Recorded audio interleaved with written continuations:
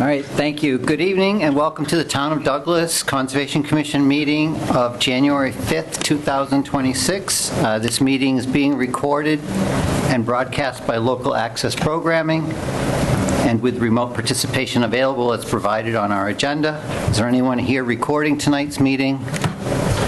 No one's recording it. I hereby call the meeting to order at 6:32 p.m. I'll have a roll call of the members present, please. Jim Thorne. Brendan Doyle. Kate Rowland. Mike Greco. Mark Munjum. All right. Meeting minutes, October 6th.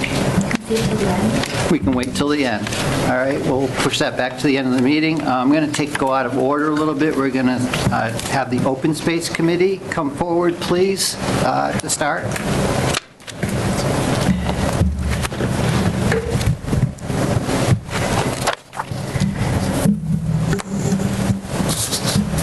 Thank you for having me. Update on the Keven Conservation Property. Your name and... Oh, sorry. Becky Gallagher, Douglas Open Space Committee. Thanks, Becky.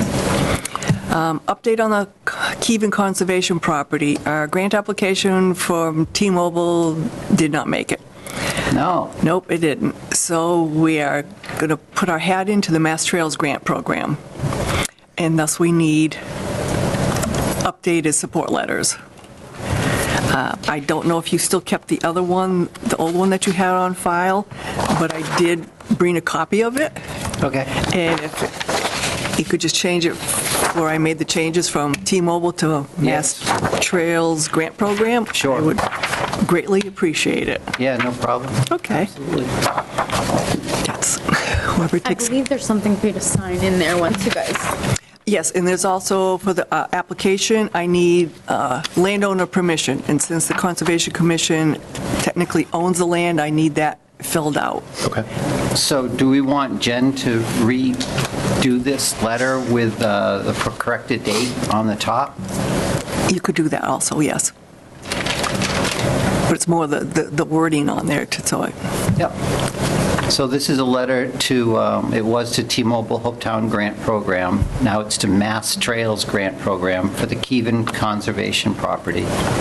And it's our support and our vote to apply for this grant, basically, which is to help with funding for developing an entryway, some parking. correct. And some work on Trail the trails signage, and yes. develop the trails, so. Yeah, exact same project, just Yep. still trying to So get funding. I'll just read it as described. The requested funds will be used to create a parking area and to clear the 450-foot long by 14-foot wide access trail of boulders and a few trees, creating a level surface that provides access to the forest edge. The project will also include signage with the name of the area and for a kiosk where trail information, including maps, will be available. The estimates and drawings are up to date, ensuring quick turnaround of this much-needed project, opening up the second of our 10 properties to the public. Thank you for considering the Douglas Open Space for this grant. So, we voted on this Yes. the last time, so I'd like to have a vote. We'll have discussion first, but is there any discussion on the matter?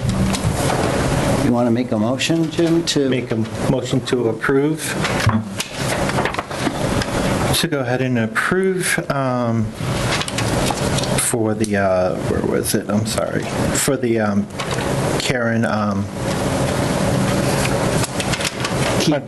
Keven Conservation Property to be updated with a letter and to go ahead and grant usage. So the approval would be to apply for this grant. That's really what we want to All right, vote. so approval to apply for the grant. I second it. All right, motion's been made by Jim and seconded by Brendan. Roll call vote.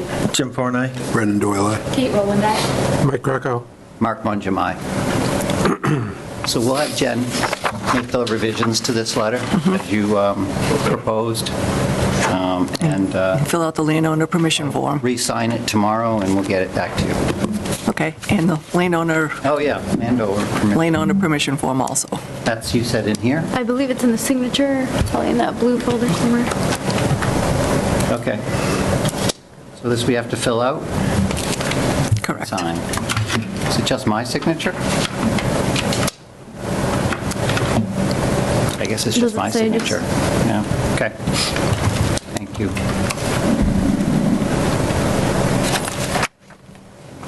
When is the grant due, February 2nd.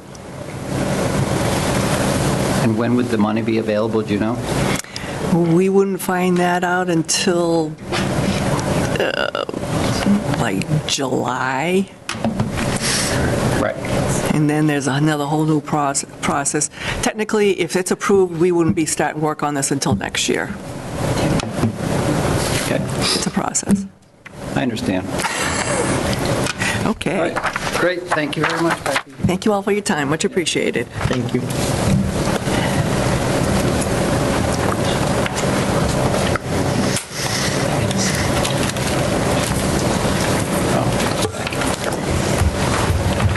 All right. Next up, item number 1, new business, NOI for DEP number 143-11, no number yet, public hearing, notice of intent for George and Sandra Kuipers, 23 Smith Hill Way, for construction activities within a 100-foot buffer map, map 148, lot 18. The Town of Douglas Conservation Commission, 29 Depot Street, Douglas, Mass. 01516, legal notice for public hearing pursuant to Mass General Laws, Chapter 131, Section 40, Mass Wetlands Protection Act.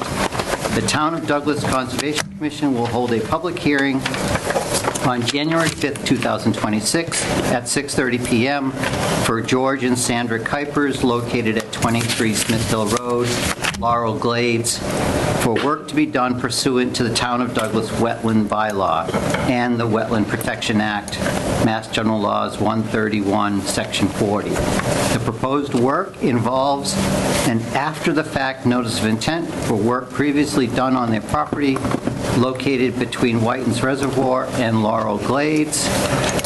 Involves, Laurel Glades Road. Public participation will be available by attending the meeting at the Town of Douglas Municipal Center at 29 Depot Street, Douglas, Mass., or pursuant to the Governor's March 29, 2023 order suspending certain provisions of the Open Meeting Law, GLC, Chapter 30A, Section 18. The public may participate in this meeting via remote participation. A website for the meeting will be provided on the conservation agenda, posted on the town's website, at least 48 hours prior to the meeting. Copies of the notice of intent may be examined electronically by contacting the Conservation Commission at 508-476-4000, extension 257, posted December 24th, 2025. I'm here to represent the project. Okay. Can the commission see this okay? Okay, my name's Margaret Bacon, Civil Site Engineering, and I'm here with the applicant owner, Sandra Kuipers, and her husband, who's in the audience. And this is for an after-the-fact notice of intent for some stonework that was done on this parcel back in the summer. And I think this was brought to the Commission's attention back in the late summer, early fall. So the Kuipers hired us to prepare a notice of intent after the fact. And so just to get your bearings, even though the address is 23 Smith Hill Road, their house is right there at the end of Smith Hill Road at the cul-de-sac, and then they own right down to the reservoir there. And so here's that parcel that comes right down to the reservoir. And this is where obviously they come for, recreational activities with their grandkids.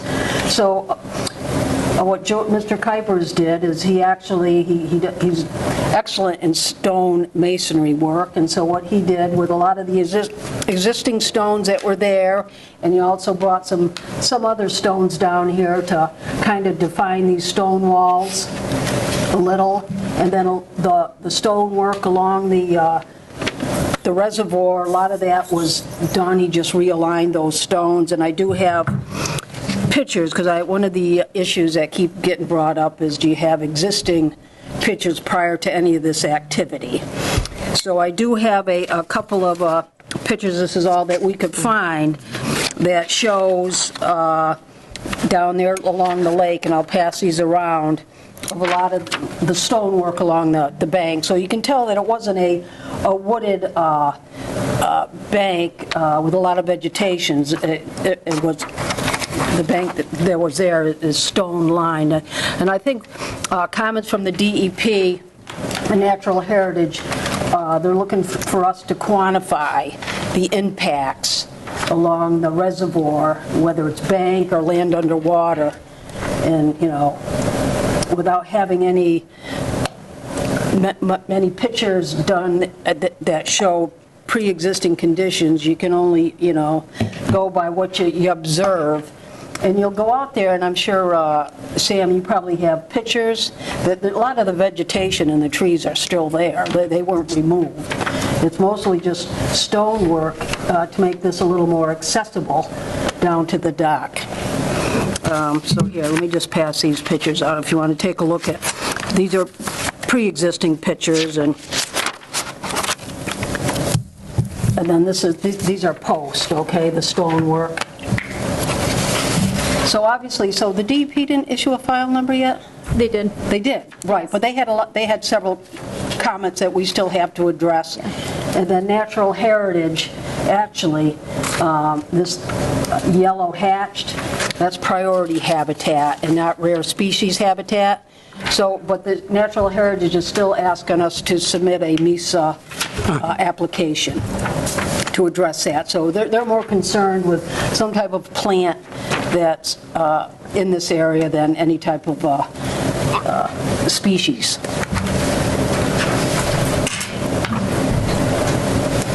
Does that make sense? And then also the Kuipers, too, also had a licensed landscaper go down there and make recommendations as to the, you know, the appropriate plant species that would, you know, plant in there to, within the rocks, and to help soften it up a little.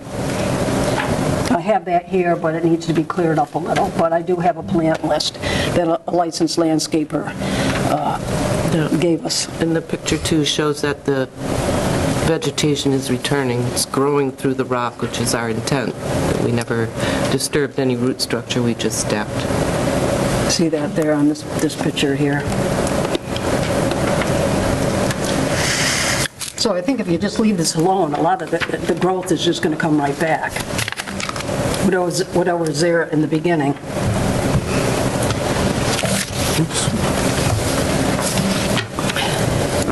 Do you want to take these pictures back or leave them? No, you can keep them, if you want to put them in the file.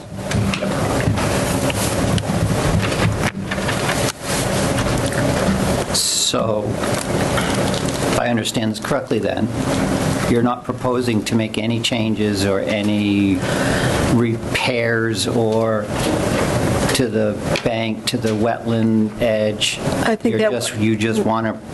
That's correct. You just want to get a permit for what was done? I think you're going to cause more damage than good by disturbing all that. I think if you plant some vegetation along the edge, you'd be better, in my opinion, better served than going in there and taking all this out of there. Because it really is not a whole lot different than what was there before. Rocks. There's a lot of the same rocks that you used. Well, there's a lot more rocks there than there were before. In some of the areas, that's right. In some of these stone walls, that yeah, he got some of these rocks from up above, but they're all natural rocks. I don't know, Sam, if you... Have you had a chance to take a look at it? And do you have any comments or? Yeah, thank you, Mr. Chair. Thoughts? So up on the screen right now are my photos. So there's a little snow, so it's harder to see than if there wasn't, but you could still get the gist of what's going on here. So I'll just go through those. This is looking down from Laurel Glades Road, I believe it's called, down at the site. You can see some of the stones in this area here. This is heading down, looking back up. So the stones have been placed up above, closer to the road. And then this is starting to look down. Now, Margaret pointed out that vegetation has been left. There's this vegetation here in this area has been left. Now, I don't know what the conditions were before the work took place, but there is still vegetation there. Now, when we go down towards the pond, this is what it's looking like. There's some stone steps that come down here, another retaining wall right here.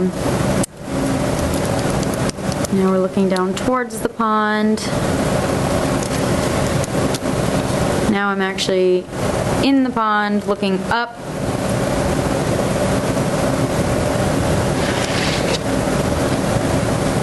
I just got one from under here because there's these little stone pieces down here as well that have been placed. So now, as we said before, we don't know what the conditions were before this occurred. There's not very clear pictures. I mean, those pictures give a small example of it, but it's pretty evident to me that a significant amount of stones have been brought in or brought down into this area. Now, the resource areas we have here are the bank of pond, which is right here, where a bunch of these stones have been placed here. In the notice of intent application, Margaret said there was about 37 linear feet of temporary impacts to bank, and I do want to, before I continue on, that was one of DEP's questions as well. Why are we considering this temporary impacts to bank? So through the chair, if Margaret, if you want to answer that, why it's temporary and not permanent, because now what you have here is pretty permanent compared to... It's not much different than what was there. Okay. Stone is stone, I mean. Okay. So it's not like we destroyed, wooded bank with a lot of overhanging shrubs and things like that and burrow holes. It was a stone bank to begin with. Okay. It's hard, and I mean, has it gone up? Has it been raised higher than what was there before? We don't really know because we don't have a comparison. We don't know how much higher the bank is, how much more has been added to it. There was stairs in the photo that was provided, but then you've got stairs here. I think there's stairs on the other side too, maybe. And a little bit right here. So there's a lot of comments from DEP, which I'd like to start with those and just kind of generally go through them. Do you want me to read that?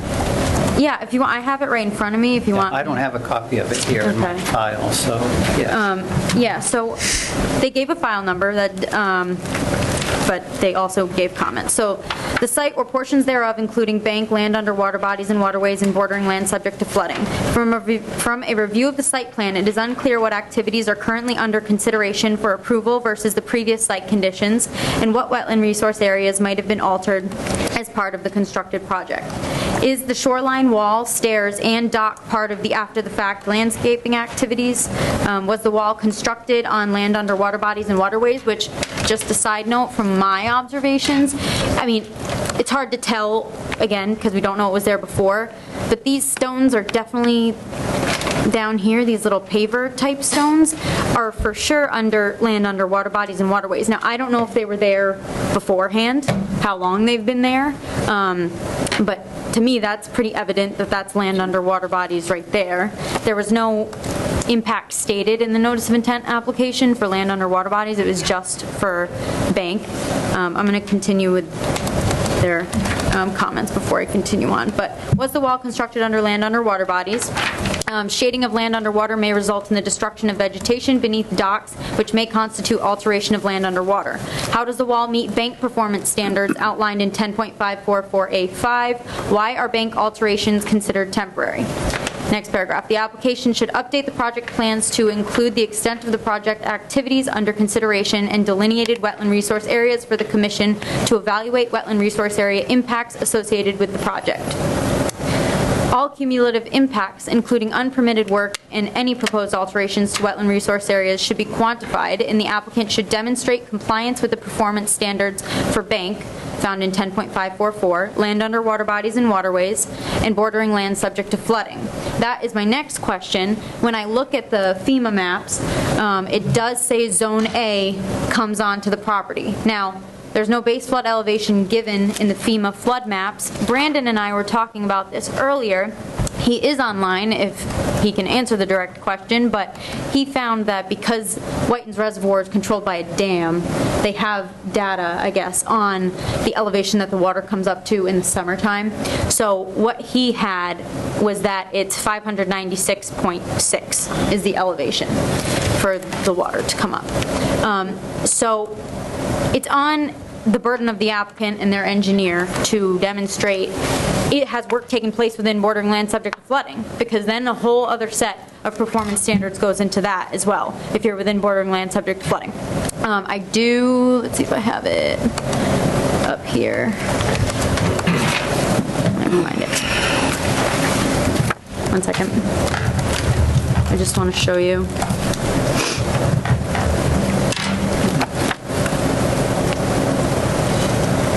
So this is the FEMA flood map. This little point is up at the house itself, but the property, as Margaret showed before, comes down in this area generally. So you can see the Zone A kind of overlaps. This is the general area of where the property is down here. So it's not demonstrated on the site plan. Bordering land subject to flooding isn't shown on there, so it would be nice to see on that site plan, is there work taking place within bordering land subject to flooding, because then it has performance standards for being in that. So that's another comment from me. Let's see. So they continue to say the performance standards for bank and land under water bodies and waterways refer to cumulative alterations since November 1st, 1987. So a wildlife habitat evaluation would be required for the project if it exceeds performance standards thresholds for either bank, land under water bodies, or bordering flooding. So under the regulations, basically it states that 10% of the bank, the linear footage of bank on the site. So either 10% or 50 linear feet, whichever is less.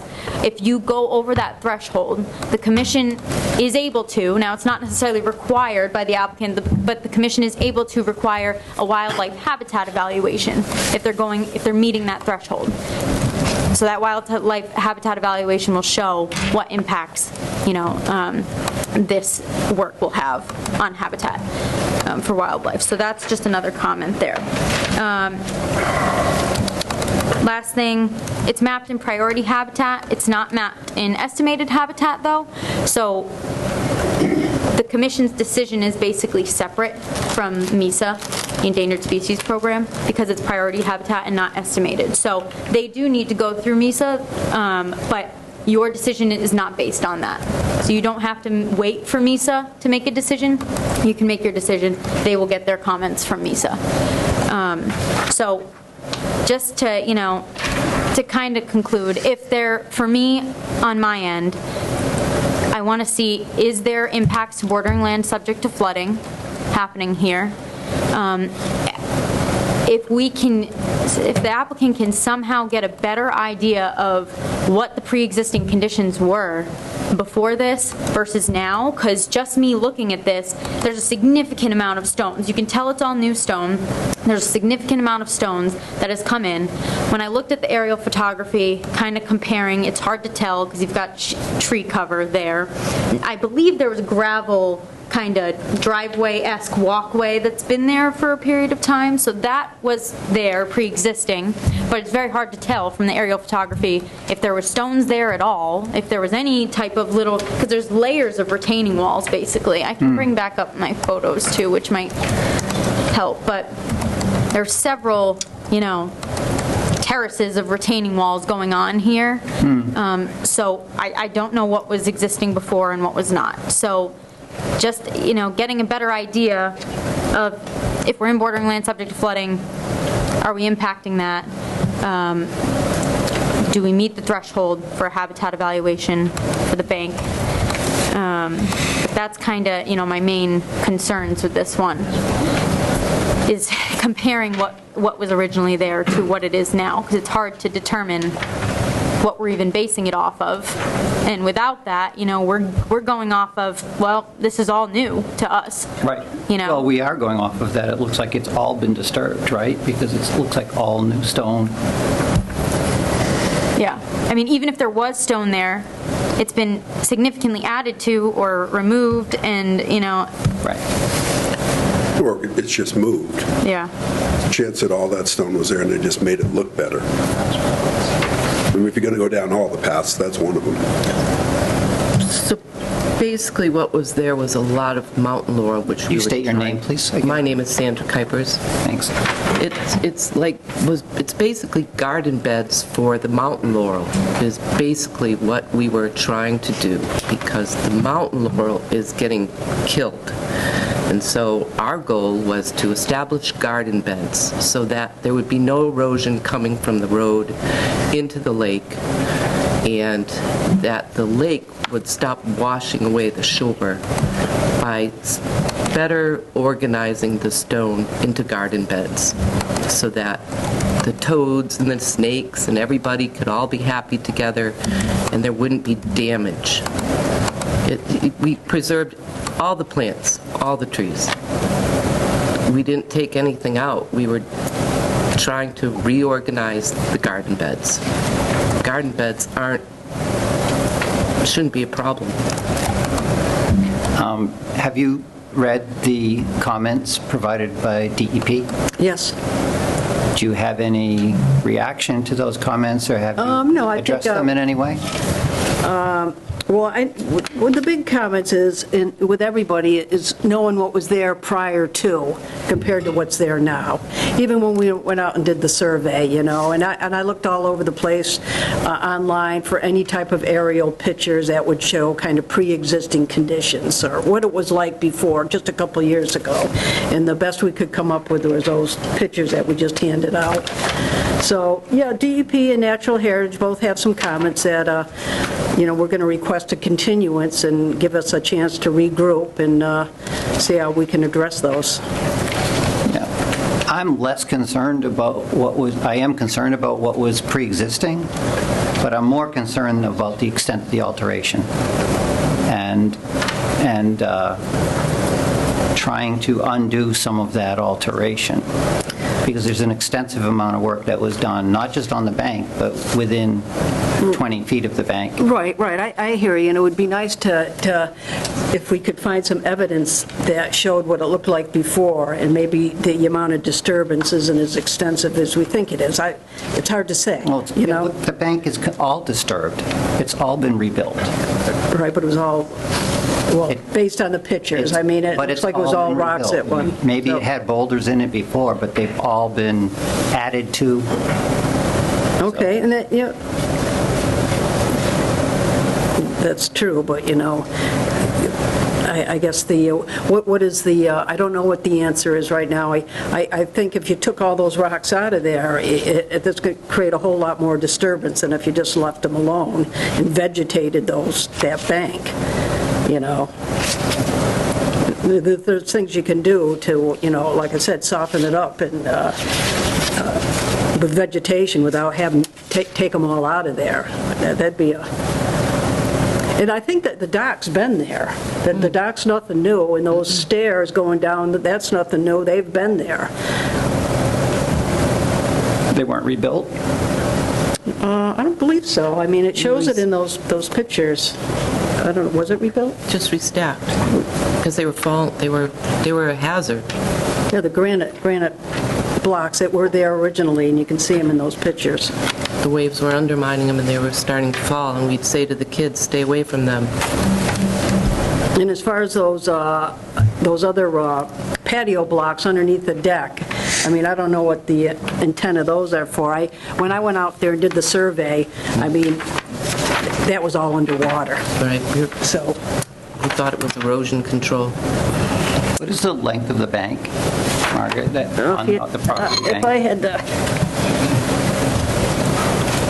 let's see, a 20 scale.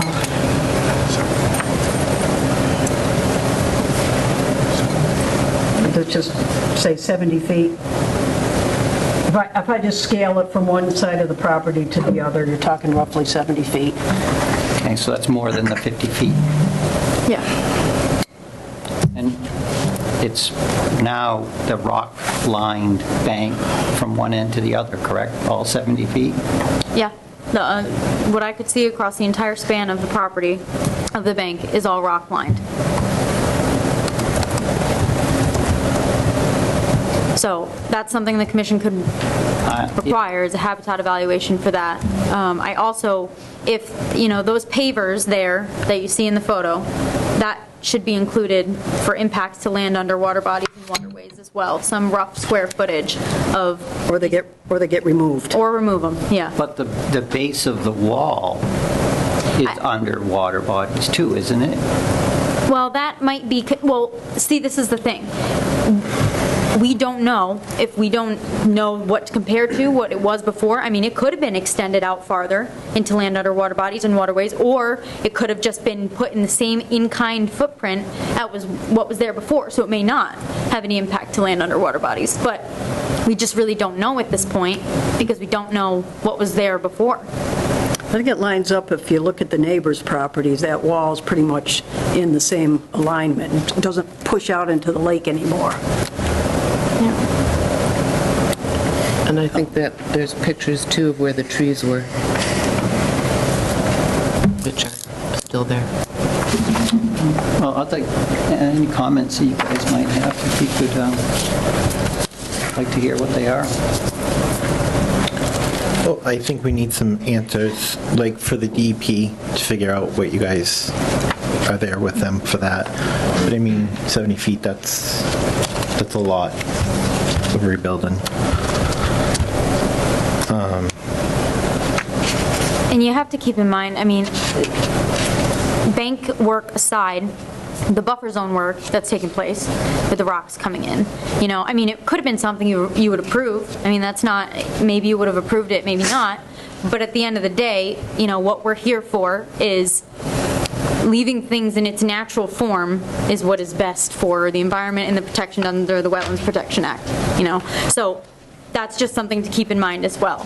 The intention is kind of aside, but what we protect under the Wetlands Protection Act and the bylaw is what really matters here. Now, I mean, again, you can think about, is this something you would approve, that you would have approved, and maybe you would have, maybe you wouldn't have.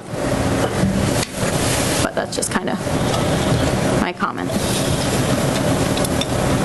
What would the wildlife evaluation achieve? Would it be analyzing what may have been there before and, or maybe we don't know the answer to this, but what would be the purpose of it? Yeah, that's a good question. I mean, I would assume the habitat evaluation is being evaluated based off of now what we have, because you can't really go back and see what it was before. I'd have to look into that more. I don't know if Margaret can speak on that, if you've done them before, if you have any experience doing them. No, but actually, now that the lakes, the water's down, actually, now's a good time to go take a look along the abutting properties and what they have for bank, and if it's similar to what we're proposing here, or is it a lot different? Yeah, I mean, I guess what I would want out of a wildlife evaluation would be, what is an evaluation of what is there now, and how could it be improved if it wasn't a bank of 70 feet of rock all the way across? Like, could 30 feet of this be removed and sloped and vegetated, and would that have a higher wildlife potential than the current? That's what I would hope to get out of the wildlife management report.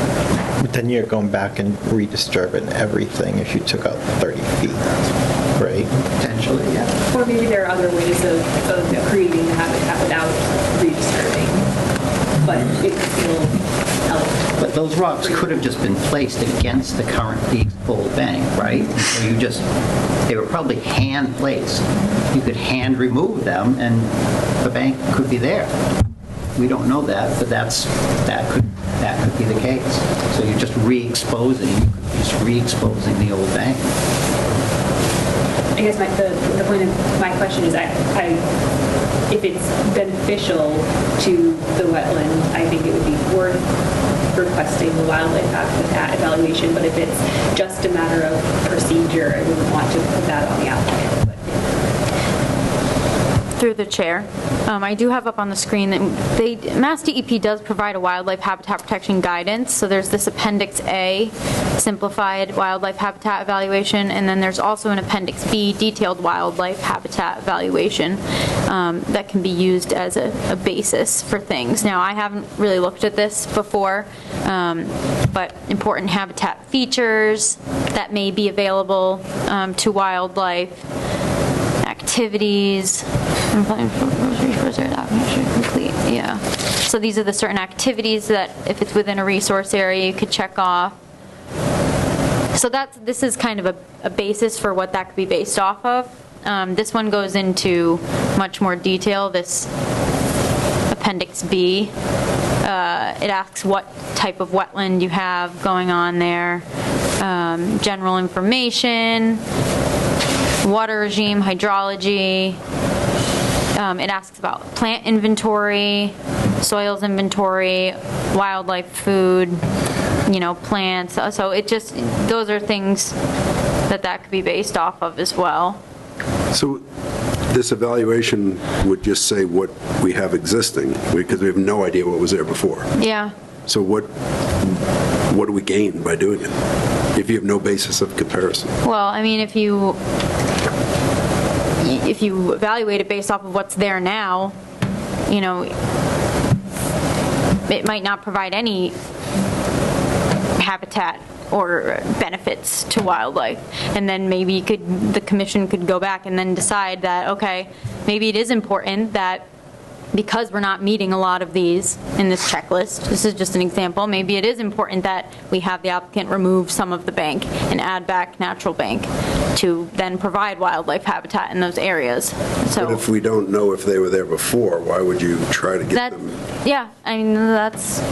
I guess if there's a typical, or you said before, I'm so sorry, that there was not a wildlife or a rare species in the area? No, it's just the plant? Yeah, just plants, just priority habitat. So I guess if there were existing types of animals or plants that are in the area and it's not a conducive environment to them thriving, then that could be, is that what you're saying? Yeah, I mean, all in all, the burden's on the applicant, to prove to the commission just why what they have done is not adversely impacting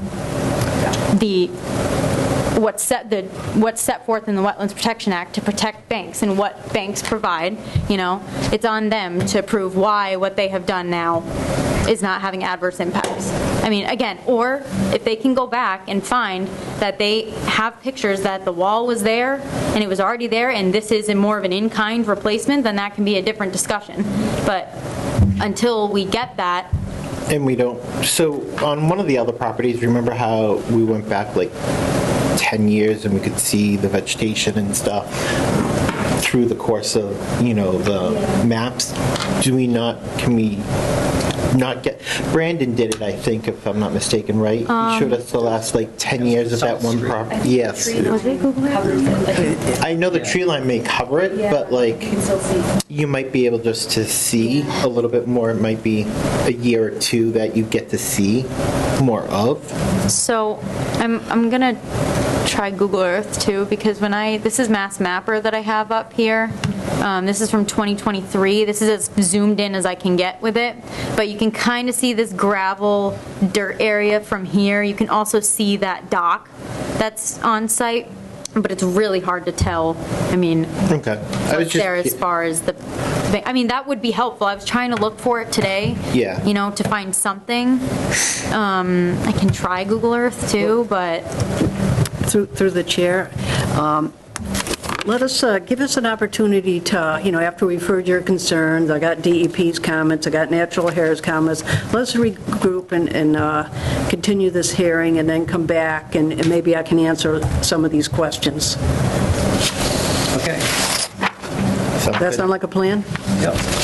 A motion for continuance? Yeah, make a motion to continue this to our next meeting, February 2nd? That's our next one. Oh, that's sure. Okay. Do you have the DP number? It is 143-1129. All right. Making continuance for the NOI DP 143-1129 for... Can I get comments from the public before we go? Oh, did you open the public hearing? Yes, he did. Definitely did that. All right. Anybody in the public want to make any comment on this proposal? Sorry to interrupt. No, that's okay. Anybody on Zoom? All right. You can continue. All right, so NOI DEP 143-1129 to postpone until a continuance till February 2nd, 2026 for 23 Smith Hill Way. Map 148, lot 18. Second. Motion's been made by Jim and seconded by Kate to continue. Roll call vote. Jim Forney. Brendan Doyle, aye. Kate Rowland, aye. Mike Greco, aye. Mark Mungem, aye. Thank you. Okay, thank you. Thank you.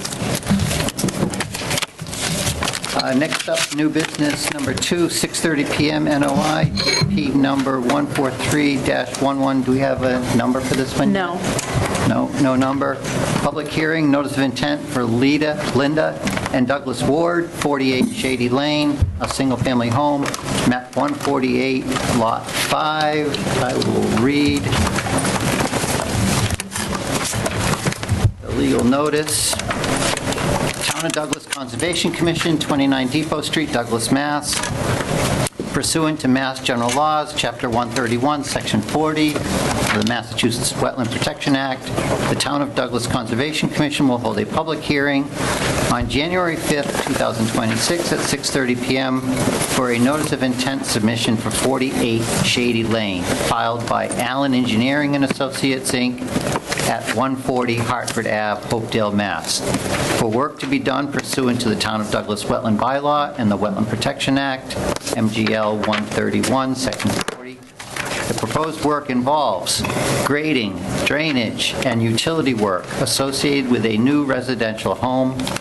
Public participation will be available by attending the meeting at the Douglas Municipal Center at 29 Depot Street, Douglas, Mass., or pursuant to the Governor's March 29, 2023 order suspending certain provisions of the open meeting law, General Laws, Chapter 30A, Section 18. The public may participate in this meeting via remote participation. A website for the meeting will be provided on the Conservation agenda, posted on the town's website at least 48 hours prior to the meeting. Copies of the notice of intent may be examined electronically by contacting the Conservation Commission at 508-476-4000, extension 257, posted on December 19th, 2025. Good evening. Good evening.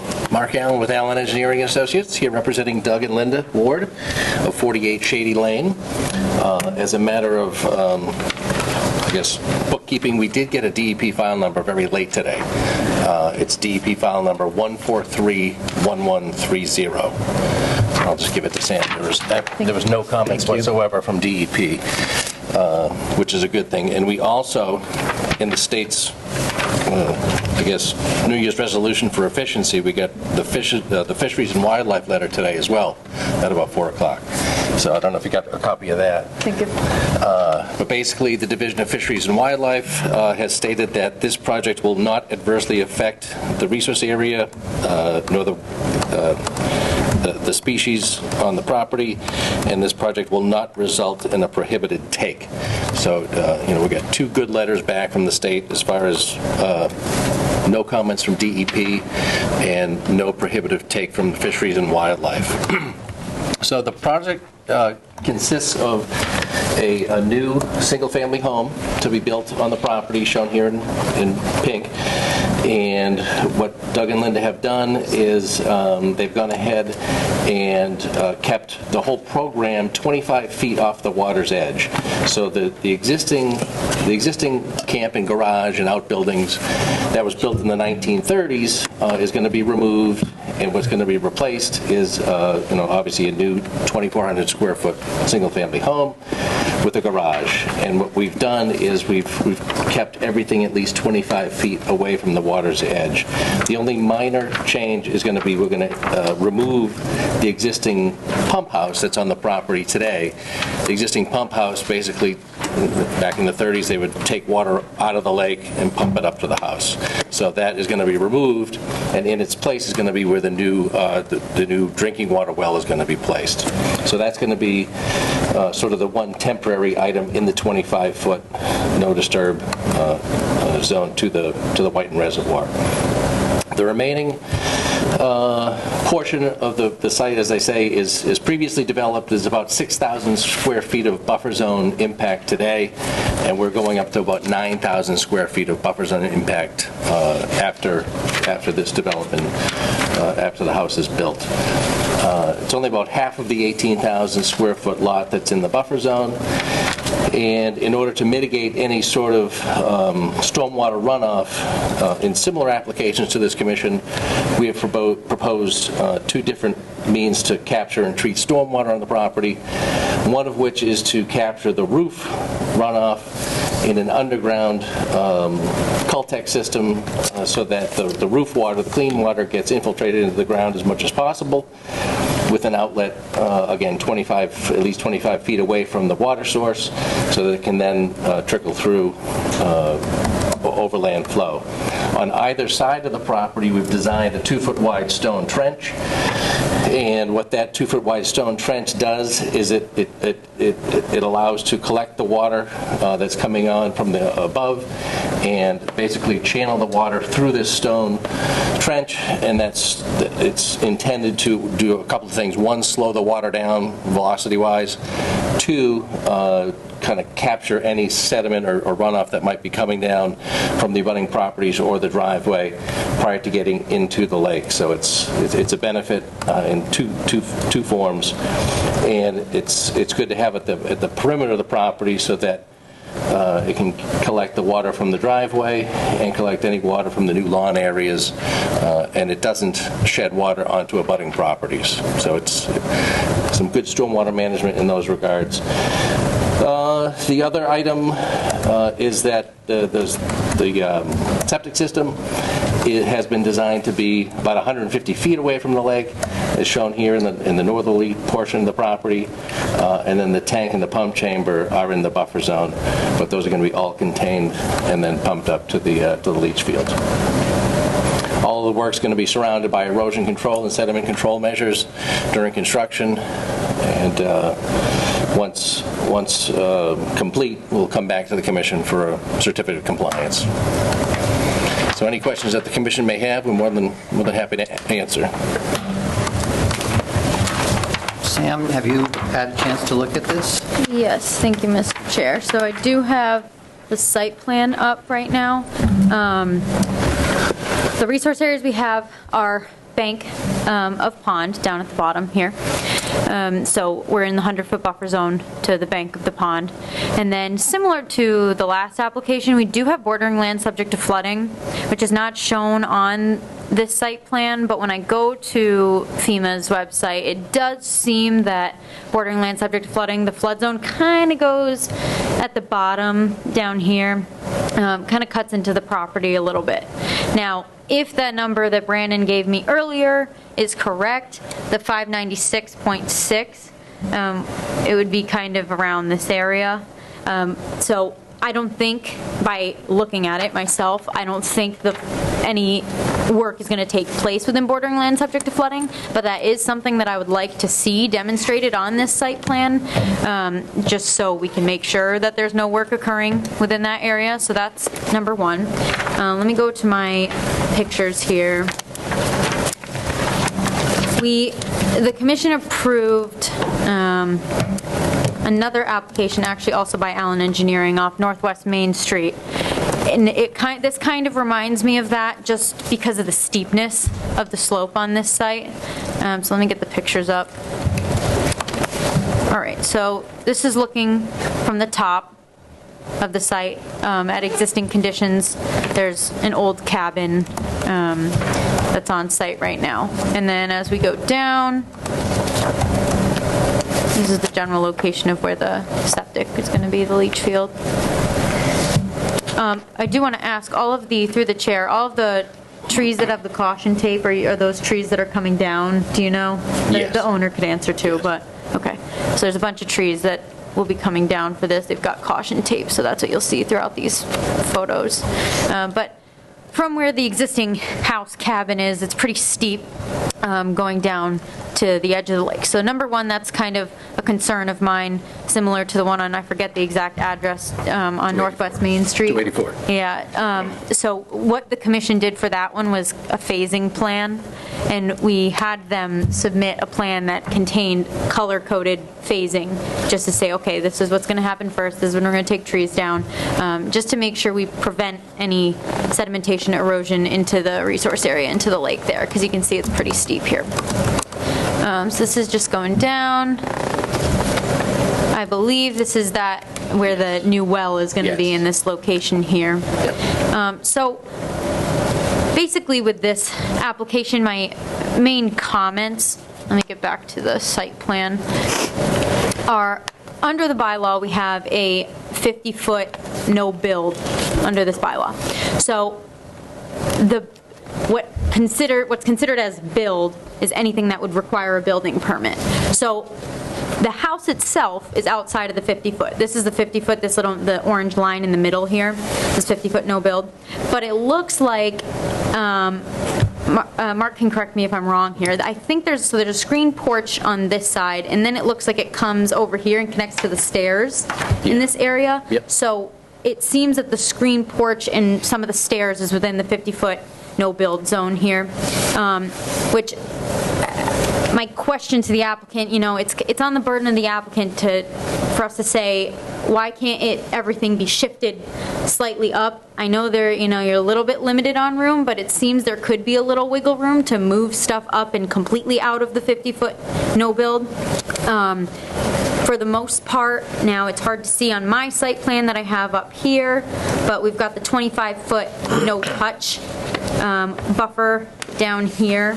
Some of the limit of work does go into that 25-foot no touch because of where the well needs to be, which the well itself will come 18.9 feet from the resource area. So that's really the only area that goes into the 25-foot no touch zone. Currently, there's some kayaks down there, there's the old pump house down there, there is stuff that's down here right now, so it's not like it's completely undisturbed.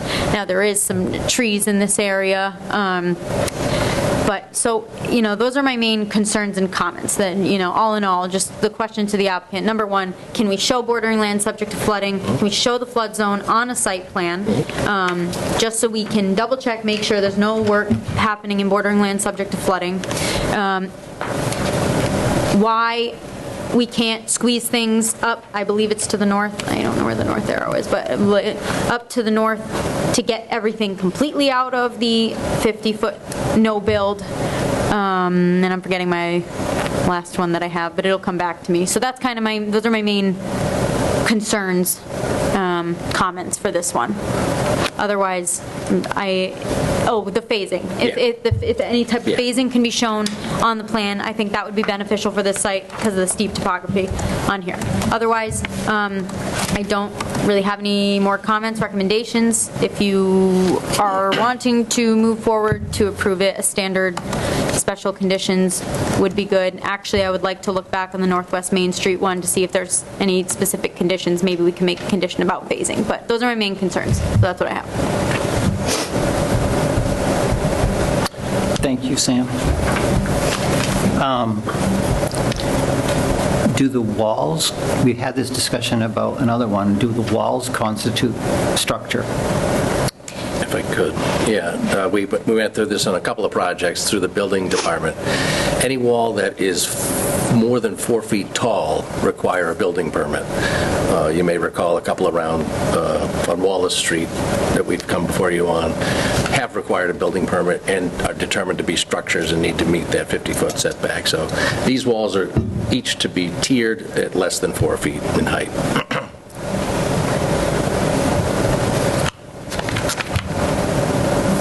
Yeah, in the bylaw, there's a presumption right before this table that shows the setbacks. So building means anything requiring a building permit or other structures, including but not limited to retention or detention ponds, culvert, or wing walls. But wing walls isn't really this.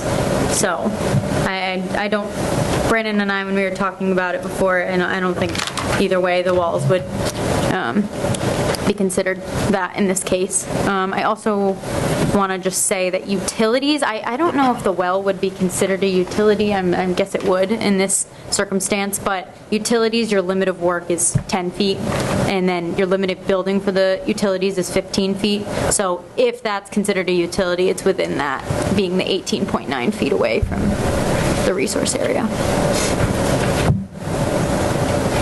I'm looking at your walls, and the wall is, I know you've written it as top of wall 610, bottom of wall 606, and then top of wall 604, bottom of wall 600. So you've designed them to be the 4-foot walls so that they do not require or are not considered structures, but do they work as 4-foot walls when you have 6 feet of pitch between one wall and the next wall? What is planned for that area between the walls?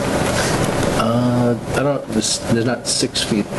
If the top of the wall is, bottom wall, oh, I'm sorry, 606 to 604, you're right, it's not. Yeah. Is there a foundation for the wall? No. So these aren't retaining walls? They're called landscape walls. Anything 4 feet or below are considered landscape walls that, you know, whether they be stone or precast concrete modular block walls. They basically sit, there is a detail on sheet 2.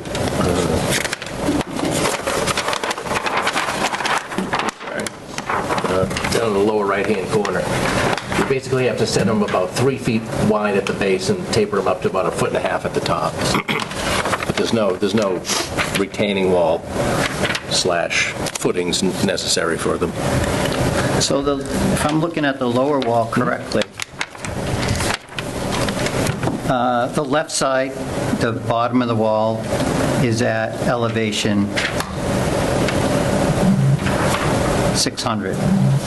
So that seems right, because you have the bottom of the wall planned to be at 600 and the top of the wall at 604. Yes. As I go to the right side of the property, it climbs up. It's climbing up, and so it's gonna actually 605 is the existing elevation, which is actually below the bottom of.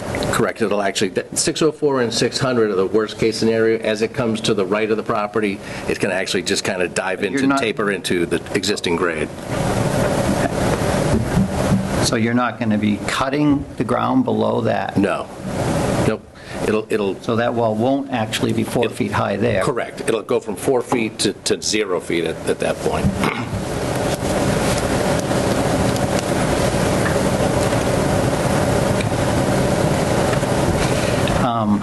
And I agree with Sam's comment, is that I'm looking at the plan and looking at the steepness of the ground. The steepness of the ground really increases once you get behind the existing structure there. There's a lot of elevation change in that area, and that's where you're kind of pushing the house down into. Is there any reason why we couldn't move this house back away from the water to not be in that steep section, or to at least utilize less of the steep section and provide a little bit more buffer from the... We can definitely take a look at that for the next meeting. Okay, I'd also like to, this doesn't indicate any existing vegetation. It should show what's being cleared. And it would be good to have an idea as to the number of trees within the buffer zone that are being removed, and size.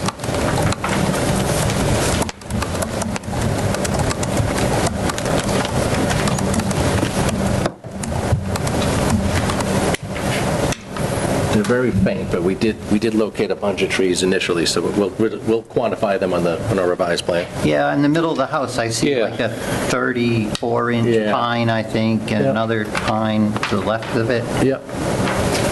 But looking at the picture, there's more trees than that, aren't there? There's a lot of very small saplings Okay. along this, so a bunch of little saplings will have to come out, but then the majority of the trees are big pines. All right, well, maybe I misunderstood. I thought it was more forested.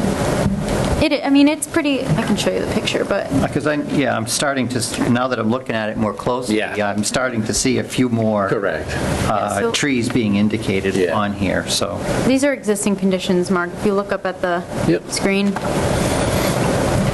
Yeah, I mean, I saw that, and that's why I thought that there were more trees. But Yeah, You're see? right, there's a lot of smaller trees. Little tiny little in between. saplings. And then you'll see the ones that have the yellow ribbons on them. Those are the ones you'll see on the plan. Yeah. Right. It's big pines with Right, the yeah. caution tape.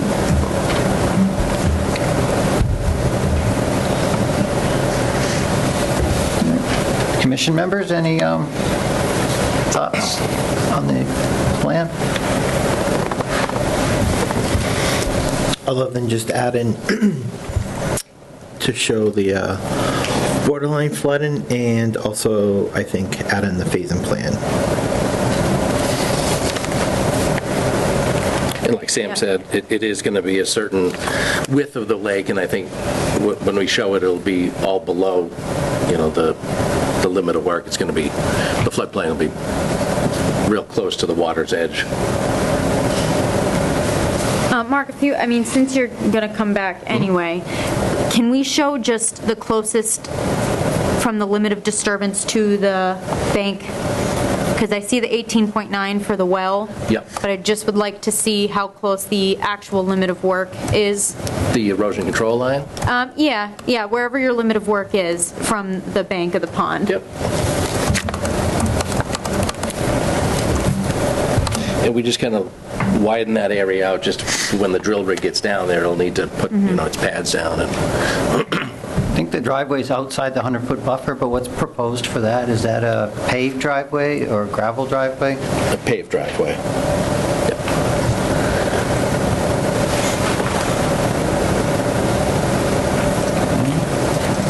Yeah, paved.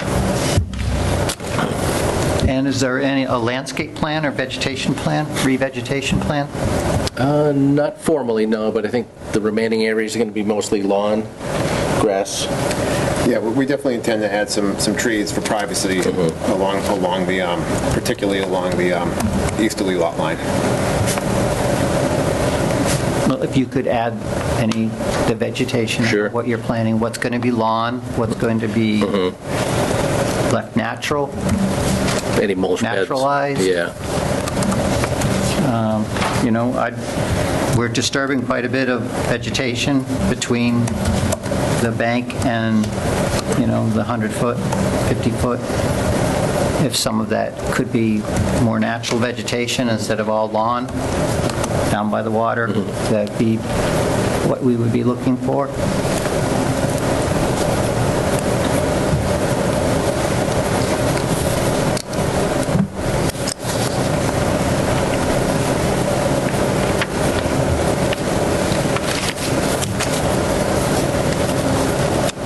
And just for the commission's edification, would like to continue this hearing not only to address these comments from the commission, but we, on Wednesday night after tomorrow, we have a meeting here in the same room with the Zoning Board of Appeals. So the house is shown here in red, needs about a 2-foot zoning determination on a sideline setback. So we wouldn't want to close it tonight just in case something happens or changes Wednesday night. So we'd ask for a continuance to the February meeting. Any comments from anybody in the audience? Yes. Come forward, state your name and address, please. Dan Heaney, 44 Shady Lane in Douglas. Just to go back on one of the comments that this is the amount of trees that are being cleared just in that one spot. I don't consider those saplings personally. They're all in excess of 6 inches in diameter, and there's 30, 40, 50 of them, all on that steep slope. So that's a concern. Yep. Was. Also, the well's proposed 18 feet from the high water table, and I have a copy of the Mass law that says that any well, residential well, has to be 25 feet from a lake or pond or wetland. And they're proposing 18 feet, and the state law is 25. I'm happy to submit that to the board if you need a copy of it. Excuse me. Sorry.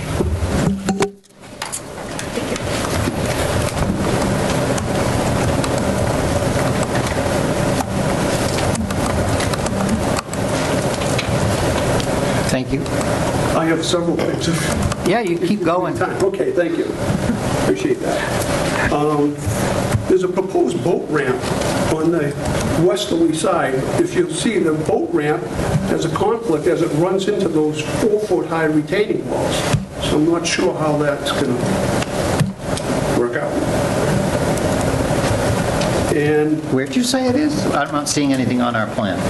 oh, it's on that plan, I believe, isn't it? It's not. I'll give you the plan that was submitted.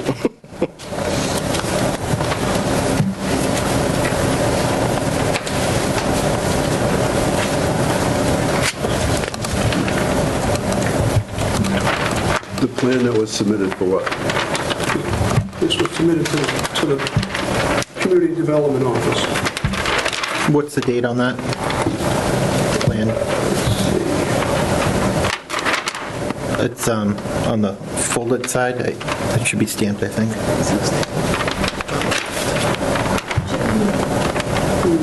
don't see a stamp. No?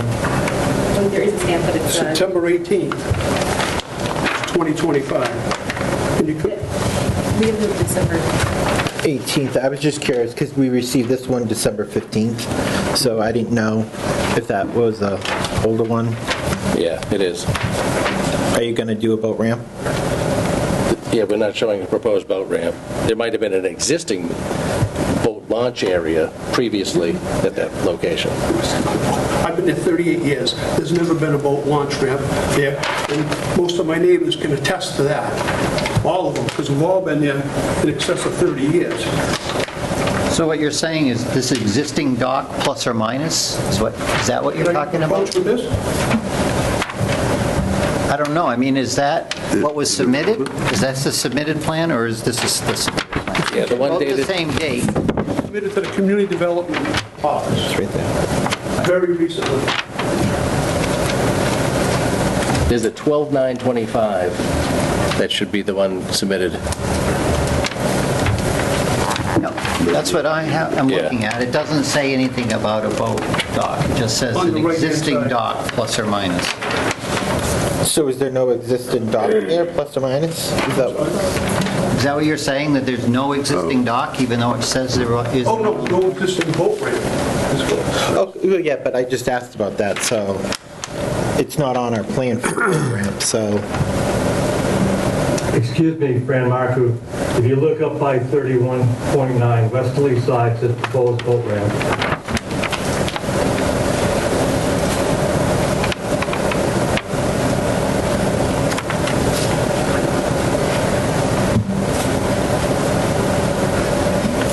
Above the stairs, if you look at it from top to bottom, from bottom to top.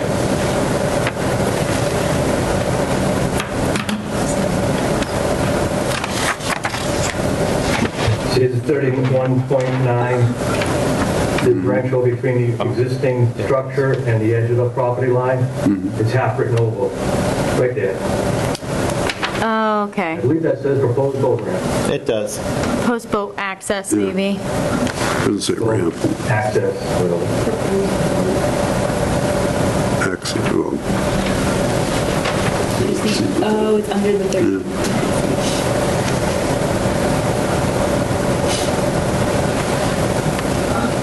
You will need to detail what you're proposing in terms of a boat access? Yeah, so the intention was if they were going to eventually walk a boat down, it's not going to be vehicular, obviously, but a canoe or some sort of boat, that would be the side that they would walk the boat down to. It's not going to be traveled way by any means.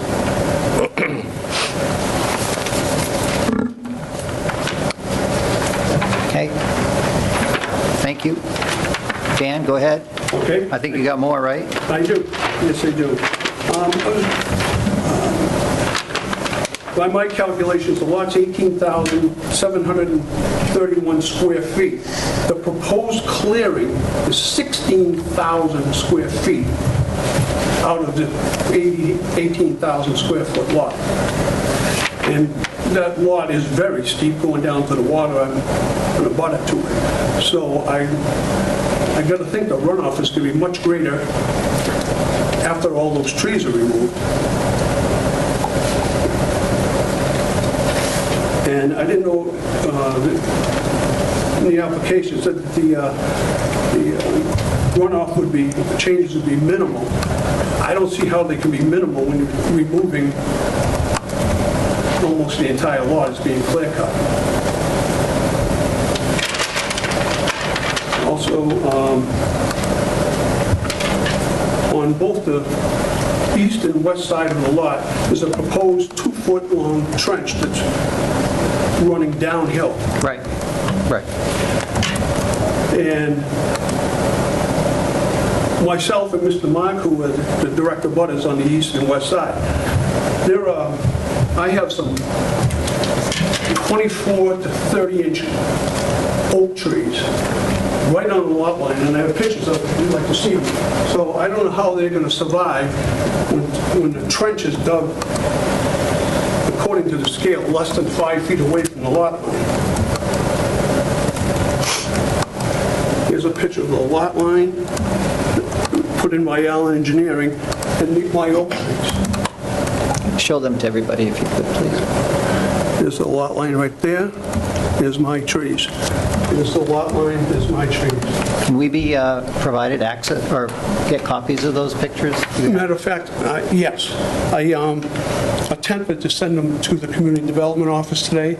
Okay. And somehow I sent them, but I guess I didn't do it right because they didn't receive them. So here's the lot line, and here's my trees. Here's the lot line, my tree. There's a stake right behind this tree. But how they would survive having a trench dug 5 feet away from them is just, it's impossible for them to survive under that situation. We'd be more than willing to locate those trees and show them in our revised plan and show their location. Okay. Are you okay with them showing those trees on their plan? Absolutely.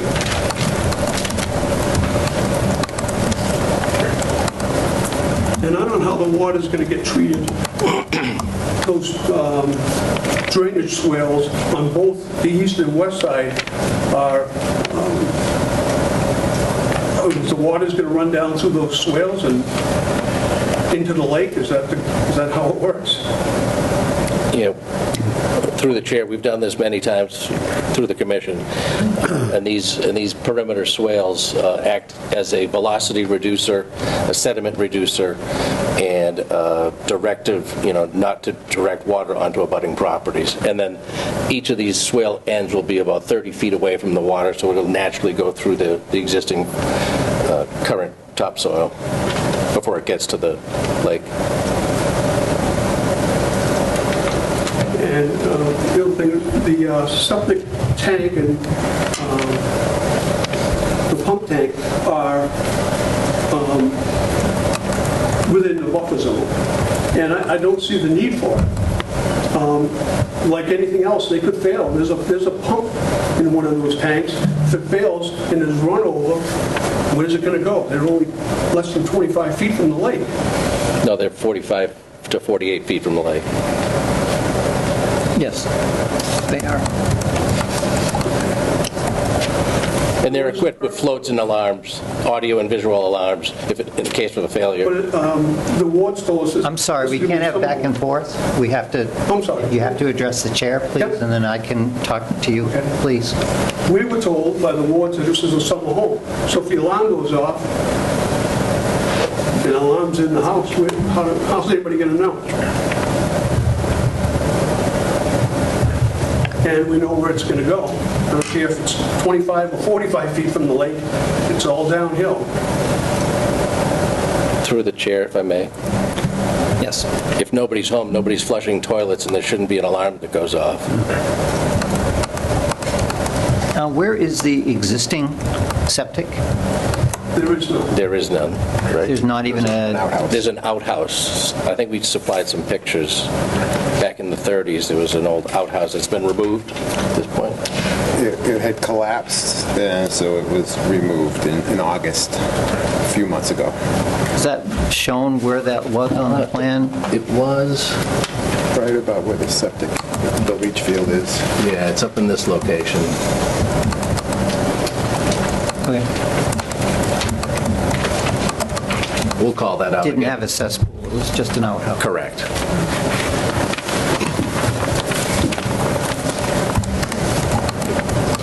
We were also hoping that the board would request some calculations on the stormwater management. They're saying that it's a minor increase, but I don't see how that can be. But certainly if we have calculations, we could hire our own professional to review them. But without that, we don't know if the Coltech that was proposed, if they're going to work. Right. So if we had calculations, we could hire someone to confirm that it works or it doesn't work. We don't want to find out after the fact that it doesn't work.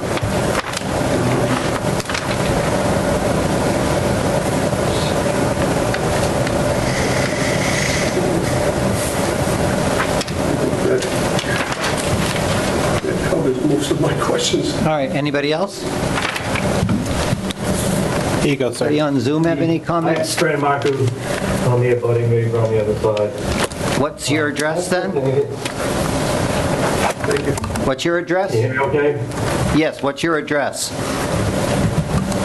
I'm at 52 Shady Lane. Thank you. And under the rare species, since we fall into that area, has anybody hired anybody to actually take a look to see if there's any rare species in that area?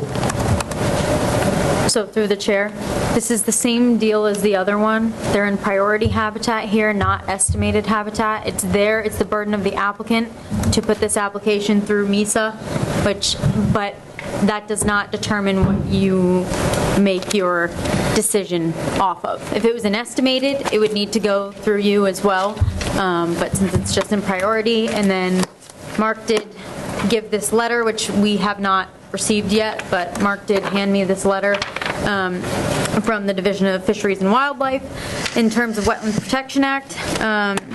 Based on their review, they said it will not adversely affect the actual resource area habitat of state protected rare wildlife species. And then for the Endangered Species Act, they gave feedback that said it will not result in prohibited take of state listed rare species.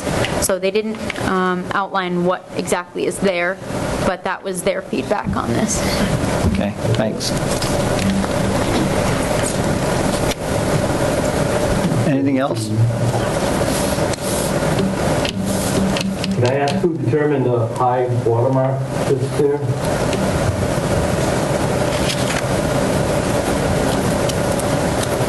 Mark, did you determine the high water mark? At the time of survey, yes, we had located the edge of the water line at the time of the survey, which I'm going to guess was probably midsummer. But Is that the high watermark, or is that just a site on site? That was at that point in time. The floodplain area, as was stated earlier, is a couple of feet higher than that, which we're going to show on a revised plan.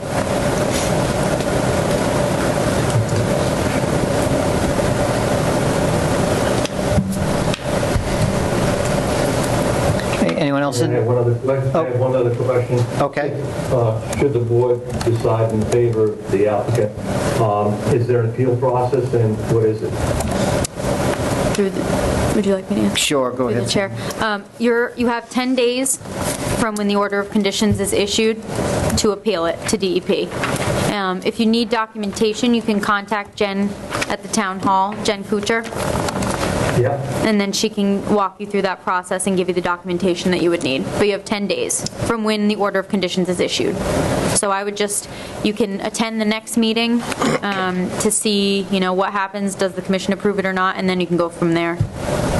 Okay, thank you.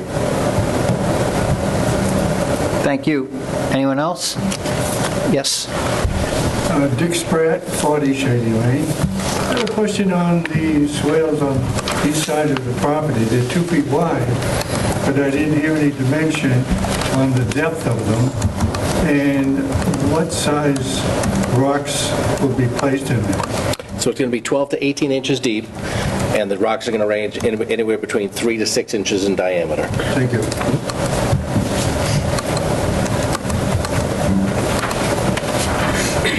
Is that something that we should add? It's on the detail. Oh, it is, okay.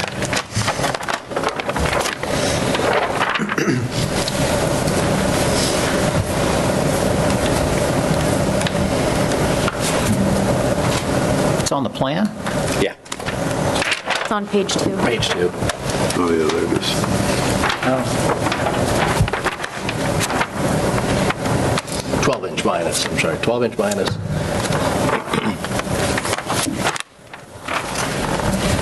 With filter fabric on the bottom.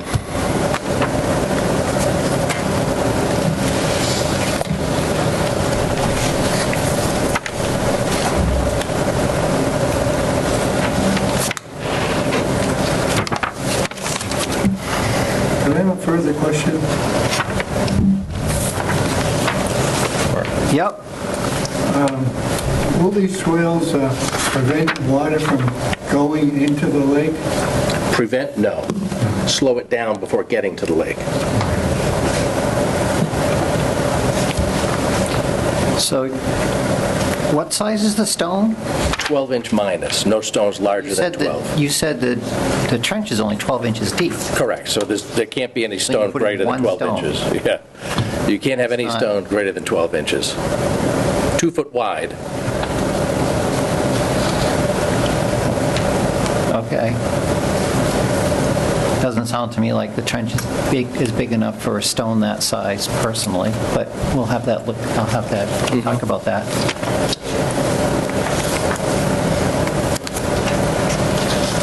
All right.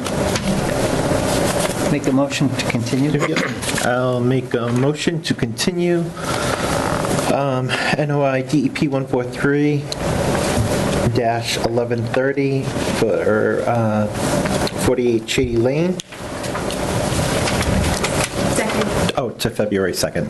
Sorry, 2026. Motion's been made by Jim, seconded by Kate, to continue to February 2nd. Roll call vote. Jim Foran, Brendan Doyle, aye. Pete Roland, aye. Ed Greco. Mark Mungem.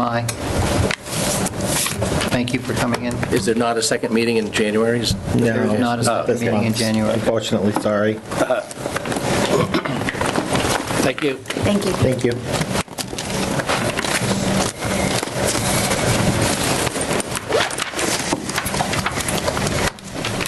Okay, going to old business.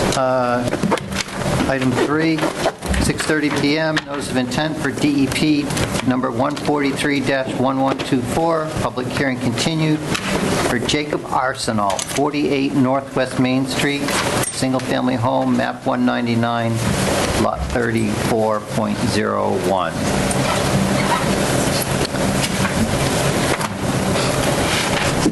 As far as I'm aware, unless somebody's online, we haven't received anything for this, but you have, well, the applicant has basically 2 years from when the notice of intent was submitted to prove to the commission that progress is happening and submit new materials. So you can't close it out at this time, you just have to continue it. Okay. If nobody's here. If you want me to give a recap, I mean, we left off with, we went out, Brandon went out, looked at the flags, made adjustments to the flags, and then I think the applicant was having issues with their engineer. I don't know if they were getting a new engineer, and so we kind of were left off from there. They have work to do on their wetland line, so. Okay. You want me to make a motion then? Make a motion for NOI DP 143-1124 for 48 Northwest Main Street to continue to February 2nd, 2026. Second. Motion's been made by Jim and seconded by Mike to continue the public hearing for NOI DP number 143-1124 to February 2nd. Roll call vote. Jim Bourne, aye. Brendan Doyle, aye. Kate Nolan, aye. Mike Greco, aye. Mark Mungem, aye. All right, enforcement orders. Number 4, 56 Lakeshore Drive enforcement order. We have some new information for this. I know there's some people in the audience, if anybody would like to come up and speak. The last meeting, Mr. Goodison and Mr. Cahill came requesting that this matter be kind of put to bed. It's been going on for a long time, you know, it's... Excuse me, that's 50, that's the Lakeshore Drive. There's two separate issues here. Oh, okay, yeah, which... 56. Okay. Yeah, but we're next after this. Okay. Excuse me. So, I was just kind of speaking generally of this whole area, but, okay. So, if you'd like to come up, Mr. Moran, and speak on this. Brandon is online as well, because he's very familiar with this situation. It's been going on for a long time, so I'll have him talk if there's any additional things. But thank you. For the record, Robert Moran, 56 Lakeshore Drive. And my engineer, Jim Borbeck, is on the line as well. And hello. And what we submitted was a plan which we hope will address both of the enforcement orders. There's one that's a sole, I'm the sole named party on that, and that's essentially regarding the removal of boulders from the lake. That's the entire subject of the order, is the replacement of the boulders. And the plan that we have, can you put that on the screen, Sam? yeah, let me see if I have.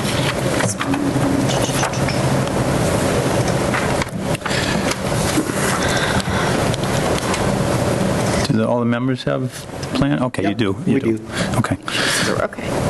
So the plan that's going to be on screen soon, hopefully, is it's an update to a previous plan, and it includes drainage element on Lakeshore Drive, which would be a catch basin at the top, and piping over to Cultec inverts, which would capture stormwater, and then it pipes to a pop-up emitter. I'm sorry, I'm kind of mixing up the two orders, but it's on the same plan. The plan to address the boulders, and maybe Jim can help me with this, the plan that you have actually shows the boulders not going back into the lake. This is a change, and the reason for asking for that is we think that there's a greater environmental benefit to the pond to repurpose the boulders into an alpine wall and like a level spreader at the end of the a swale that will catch whatever water makes the turn and comes down the slope. So again, apologies for mixing the two enforcement orders, but the improvements at the top are relevant to this. I don't know, do you want to invite the others to speak? Or maybe Jim, I don't know, do you want to speak here? Yes, I'm here. Thanks. Jim Borbeck from OHI Engineering. Basically, as Bob said, the plan addresses both of the enforcement orders, the 56 Lakeshore, which dealt with replacing the boulders that had been removed when sediment had been excavated from the pond that had been deposited during a big storm in July of 2023. It's our view that putting those back in the pond is likely to create as much damage as good. We definitely get some sedimentation from that. It's not a clean operation. And our view would be to use those boulders to help resolve the stormwater issue, which is more related to the Lakeshore Drive enforcement order, to create a level spreader. The plan that you're looking at, on the left-hand side of it, it says place boulders to dissipate flow. So there's a swale running down along a driveway into a low area, and that water would get spread out over a wide area so that it's not being channelized directly into the pond.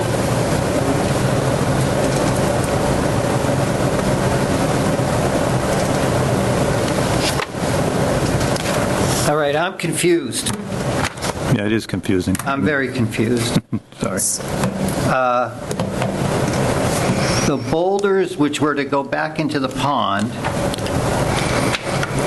are shown on this plan. Yes, sir. All right, they're just above a note that says proposed gravel driveway. And then I scroll see up a little, Sam. a note to say, I'm seeing place boulders to dissipate flow at the end of this proposed path down by the dock, and I'm seeing place boulders as needed next to the, I'll call it a driveway, up near the top, near Lakeshore Drive, on both sides. Which of the boulders you're talking about?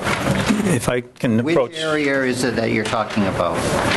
So we would use the boulders that had been removed down by the dock to create this level spreader for stormwater, for spreading the stormwater discharge from the swale out over a wider area to avoid a direct channelized discharge from the swale to the pond.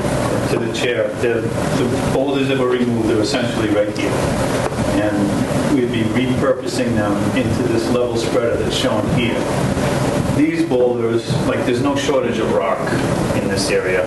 These would be from my property, and this would just essentially be a much smaller line of boulders on the edge of the property. And this would be along the swale that will carry the stormwater to this level spreader at the end. But the boulders that were removed are essentially sitting here. We repurposed them into this level spreader and an alpine wall around here. Well, a level spreader is level. How do you get boulders to be level?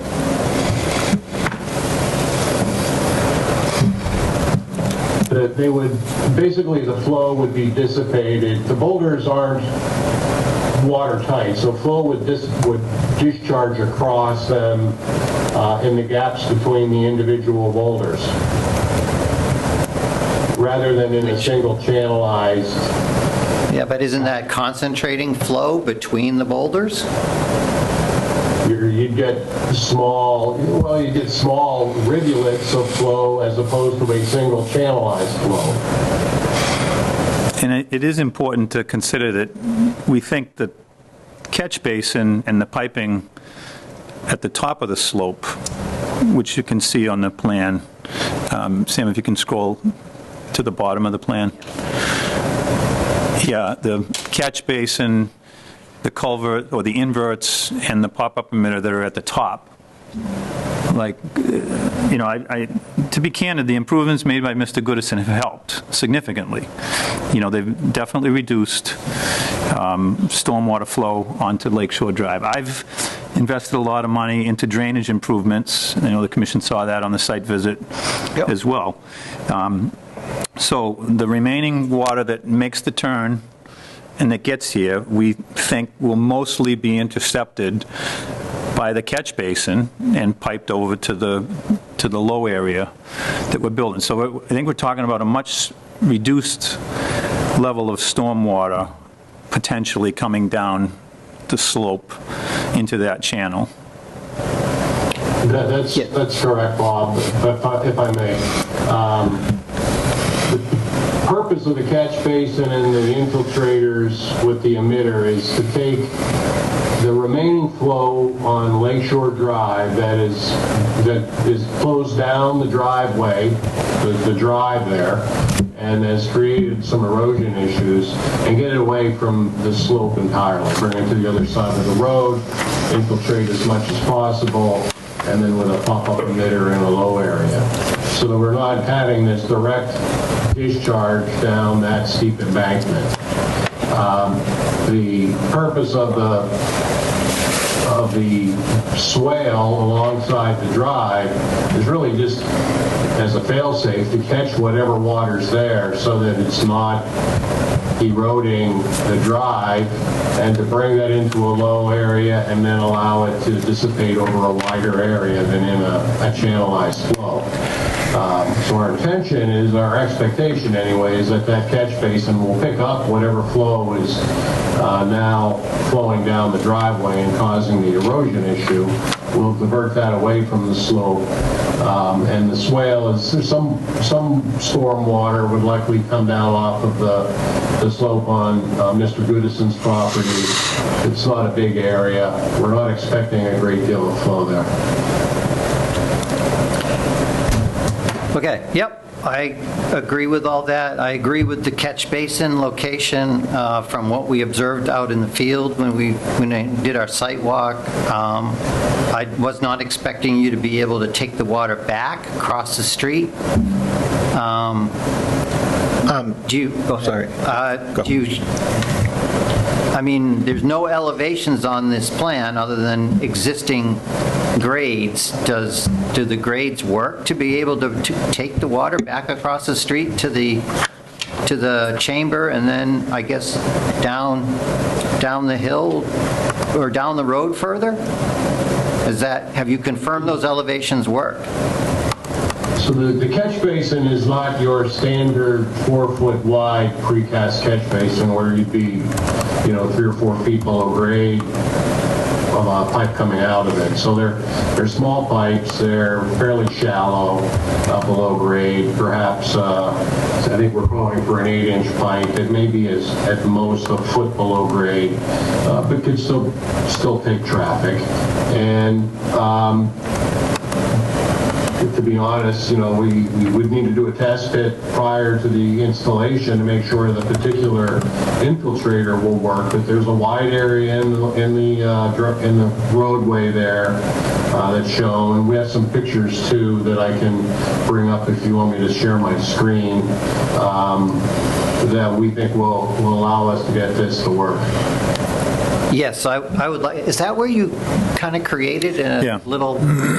Yep, that's exactly it. Could I just ask a question, Chair? Of course. So the property guy that's right next to you, how does that affect him? Not that it's your concern, but I don't want to go for around 2 or 3 down the road. So I'm just curious, is that gonna collect enough so that if there's any other runoff, it's not just gonna now go to the next person? Do you know? I mean, the expectation, and I think maybe Jim, you should answer that. Yeah. So I think he's talking about Harris. A typical engineering calculation, it's very difficult to say how much water is now going to be at the bottom of Lakeshore Drive. There wasn't much after the improvements that were made by Mr. Goodison, and then, as Bob mentioned, he had made several changes to the stormwater on his own property to direct it away from Lakeshore. So our expectation is going to be even more reduced from where it had been. So we're not anticipating a great deal of flow. There is a low area at the southerly corner of Bob's property. We think this would eventually get its way into there, and whatever couldn't infiltrate would through the infiltrators would pond up and infiltrate naturally. The pop-up emitter low area location, Is that beyond the next house down the street?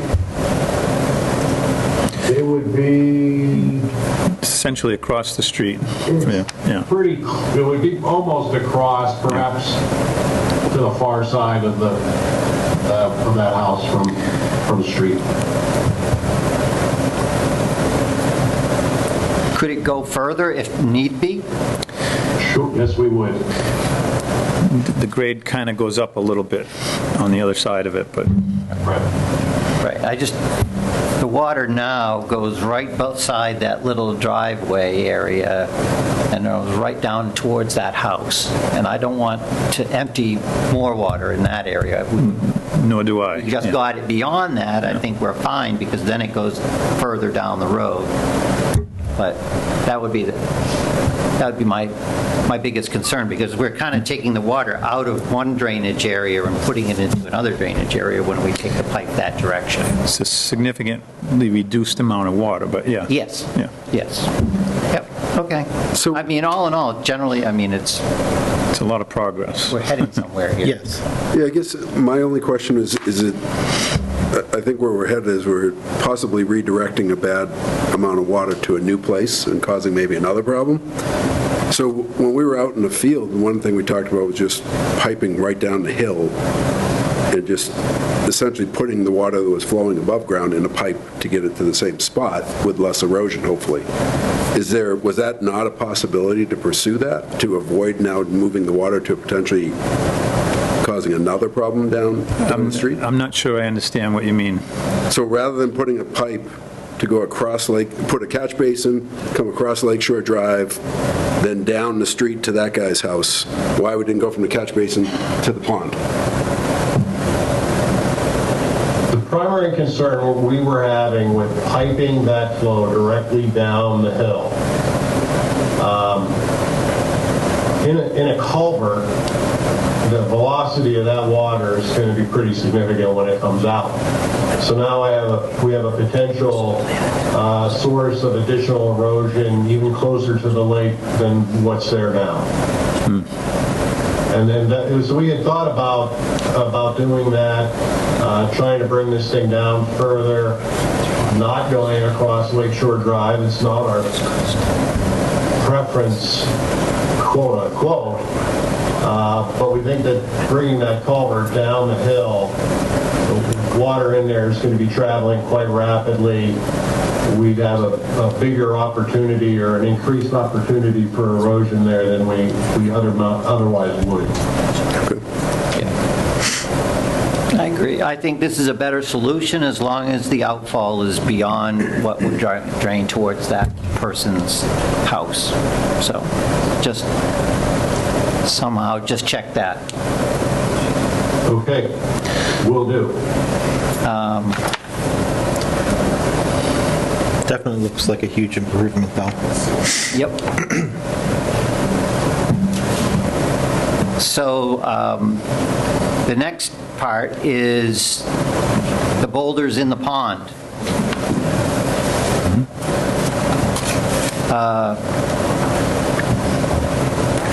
Sam, our enforcement order, was it requiring that they be replaced in the pond? Is that what our enforcement order stated?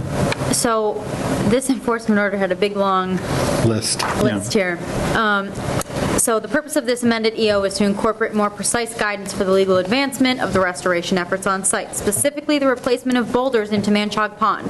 This restoration shall be carried out as outlined in the OHI engineering narrative and plan dated August 19th, 2024. Plan revised September 6, 2024, and approved by the Commission on September 23, 2024, which are hereby incorporated into this order for reference. The OHI submission provides critical details regarding the methodology for conducting the necessary work, and all activities must strictly adhere to the specifications set forth in this narrative and plan. The boulder replacement and any related restorative activities shall commence following the next scheduled pond drawdown of autumn of 2024 to ensure the work is performed in environmentally appropriate conditions. Additionally, the bank stabilization is not required under this amended EO. The rocks currently placed along the inland bank of Manchog Pond are to remain in their current location as per the Commission's plan approved by the Commission on September 23, 2024. This decision is based on the understanding that the rocks serve as a stabilization function for the bank and do not need to be removed or altered. Therefore, any contrary language in the prior EO regarding the bank stabilization is expressively resigned in this amendment. So what I'm taking from this is that the boulders were supposed to be placed back into the pond, and so that did not happen, correct? No, and recall, and not all the members, not all members of the commission were present when we originally involved DEP. Recall, we had a site visit with DEP in October of 2024, and I think we all expected some guidance, clarity or certainty to come out of that process. Ultimately, it's been very frustrating, and I know Brandon has struggled with that as well. We didn't get any response whatsoever.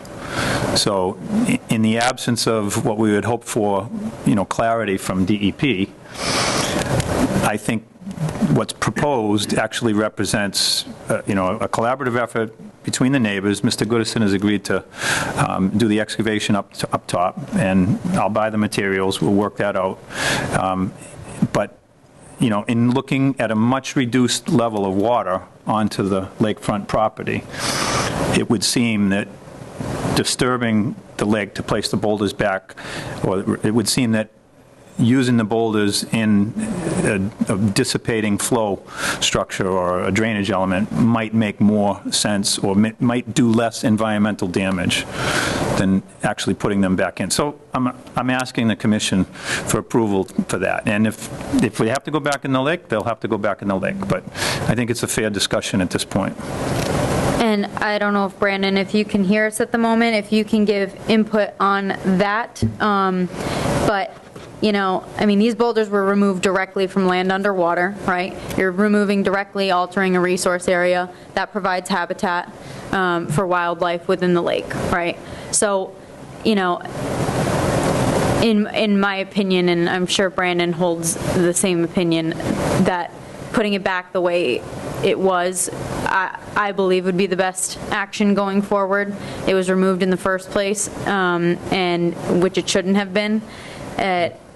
But I would like his opinion on that. I don't know if he's still there, though, at the moment. Good evening, everyone. Good evening, Mr. Chairman. Good evening, Brandon. Yes. What Sam speaks is true. My recollection of the last conversation in a meeting on the rocks was to put them back in. I remember Josiah was against it, but the rest of the commission, the majority anyway, wanted to see the rocks go back. And if anything, it's on principle. Okay, this is one of the things that really chaps my jaw, so to speak, is when people do something they weren't supposed to, and then they say we caused more damage to put it back. It undermines your controlling authority over resource areas and their buffer zones, in my opinion. And I have the what I call the omelet theory. Sometimes you have to break a few eggs to make an omelet, and if you have to put it back, and yes, there's going to be some temporary disturbance to bring it back to what it used to be, we're looking at long-term benefits, not short-term benefits. What is it going to be like 40 years from now?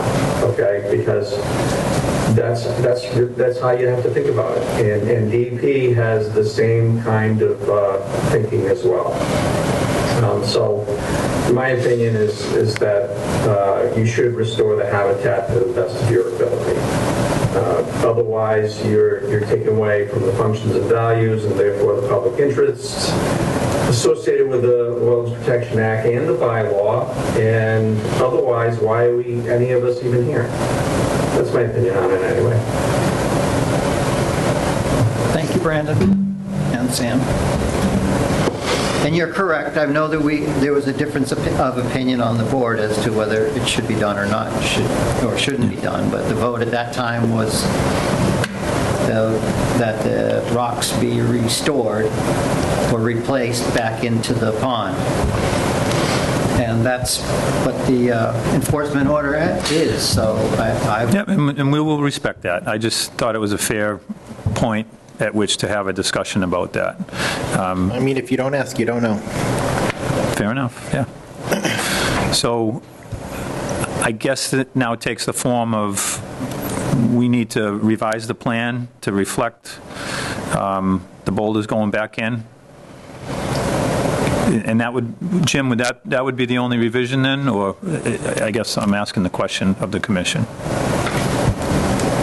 It would be up to the commission, but that change didn't definitely be made there. It would be the only change to the plan. We wouldn't remove any of the other components that we've been showing. Well, so wait a second, though. This is the plan that we have that we're working from. This is what was part of the enforcement order or something. That one. Something similar, isn't it?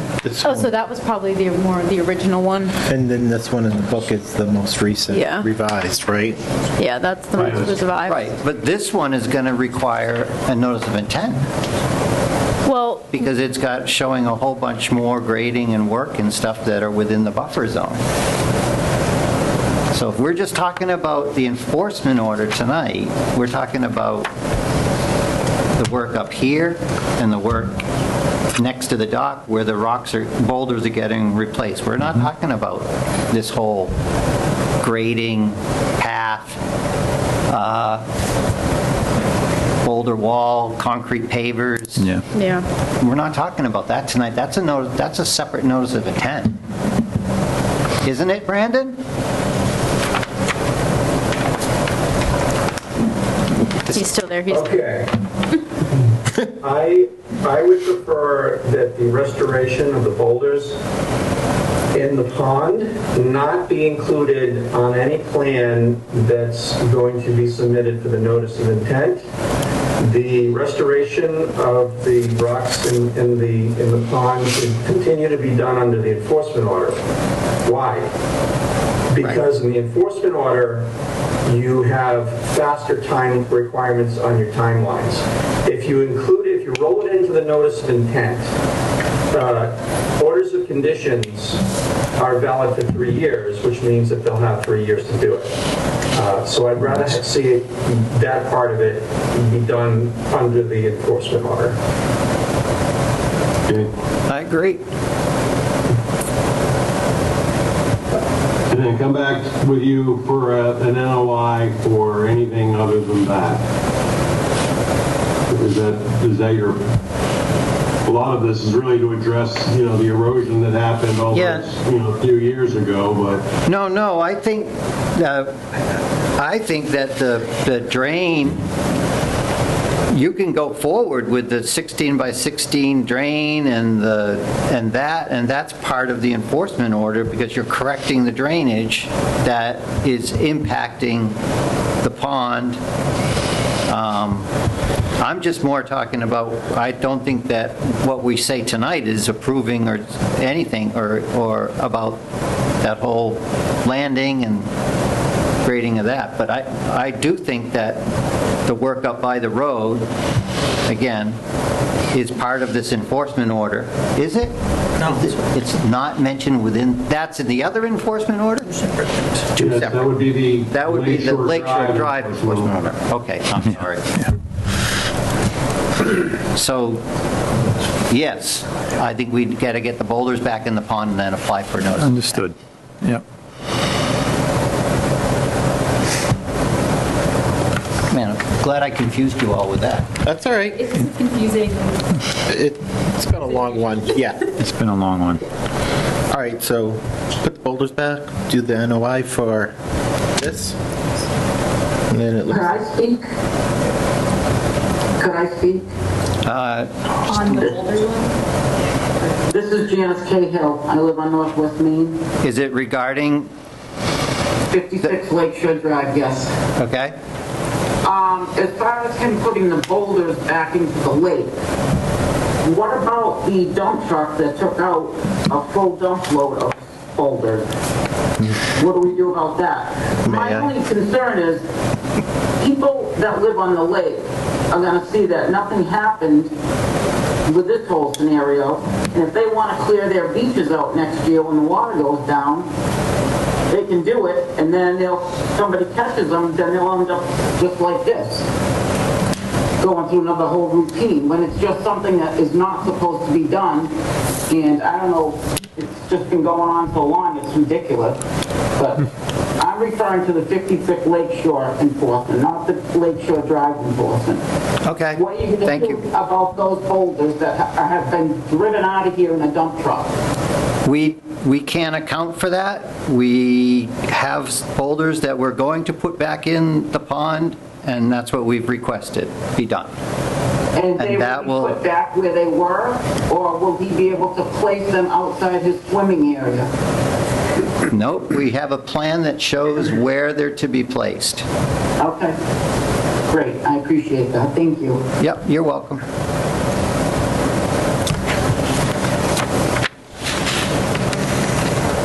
Anyone else? Okay, thank you. Well, we'll move on to the other enforcement order.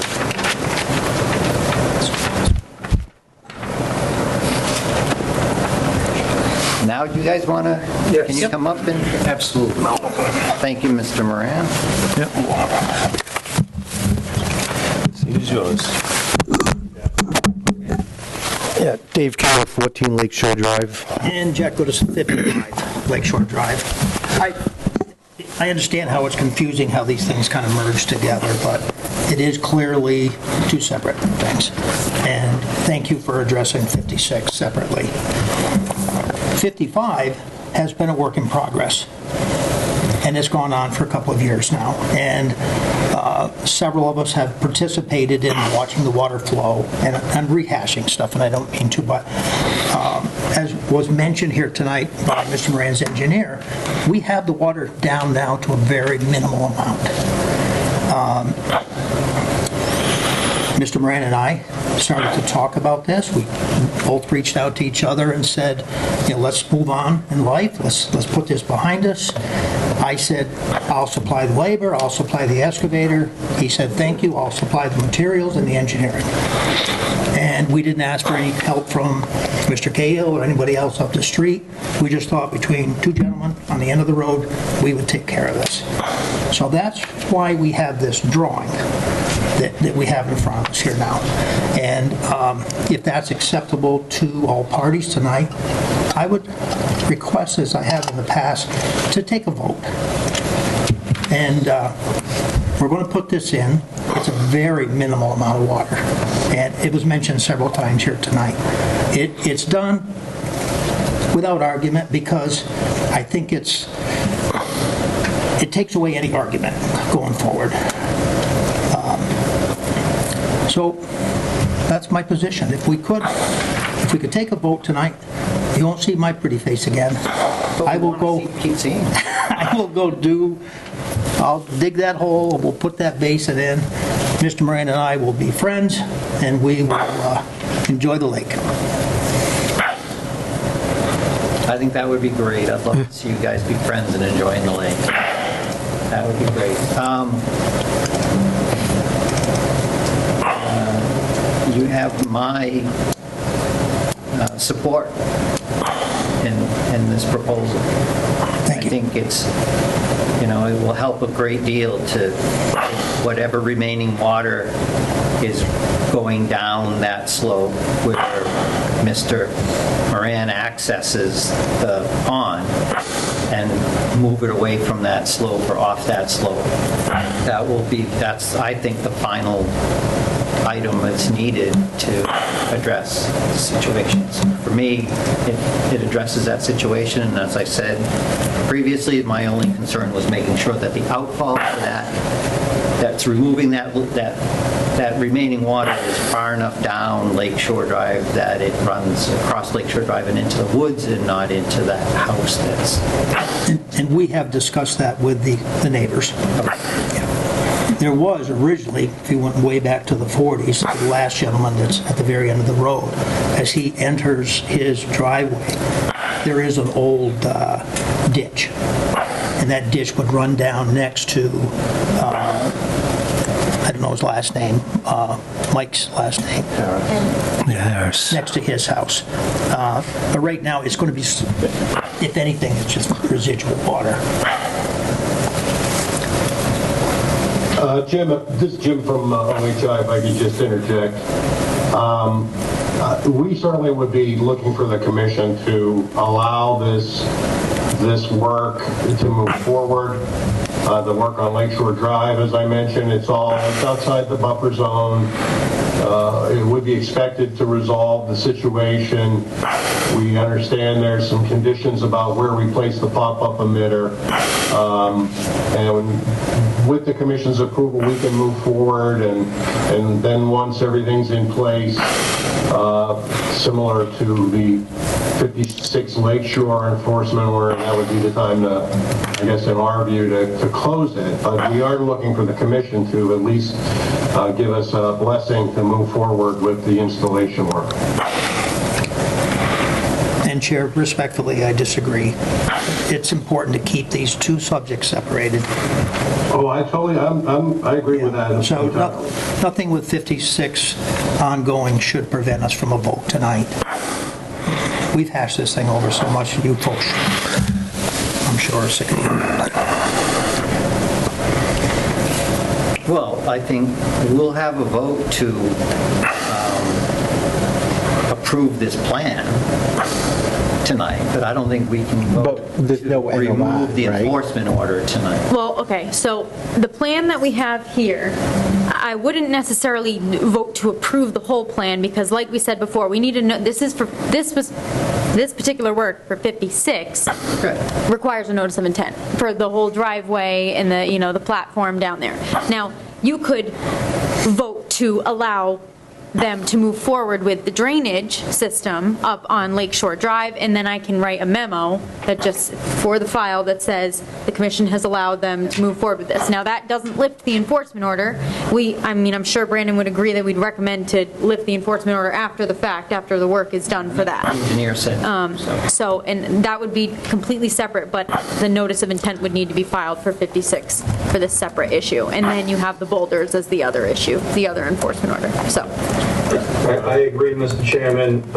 You know how you can think about this? You can think about this a lot like the planning board does it, where you have, what are the different stages? Conceptual plan, preliminary plan, definitive plan, right? So in this case, we're kind of like going through those stages. So if you want to take some kind of a vote, it's an unofficial vote because the Conservation Commission doesn't have the same kind of procedure as planning board does. But if you want to consider this like a conceptual plan that you're good with, that gives Mr. Moran and his engineer some kind of assurance that they're on the right track and he's not wasting his money, go for it. All right, Jim. To start, what part of it, or? So you could... We're just doing this. That's what we're approving. So you can make the motion to allow them to move forward with the installation of the catch basin with the 2 Coltech recharge chambers and then the pop-up emitter. So you can just kind of specify... With the 2... What? The Coltech recharge chambers and the pop-up emitter. But you guys had discussion on that specific location of the pop-up emitter. If there's concern with that, it should be addressed right now before you make a vote on that. If you think it needs to be farther down the road, if you think the engineer needs to look at it further, there should be more discussion on that. But if you're comfortable with where it's proposed, then that can be part of it. You want to hold off on the pop-up? Or no, we want to include it. Okay. Chair, if I may, I think the shorter distance for the pop-up has more benefit because it allows the water to travel over the surface, further. if we extend that out closer down to the gentleman on the end, all we're doing is sending whatever surface water might pop up to I think shorter the better. How about, because we're having this discussion one way or the other, can the engineer stake the location for the pop-up emitter and have it just be, let us know, and we'll take a look at that and give our thought about it? Yes, that could be done. Okay.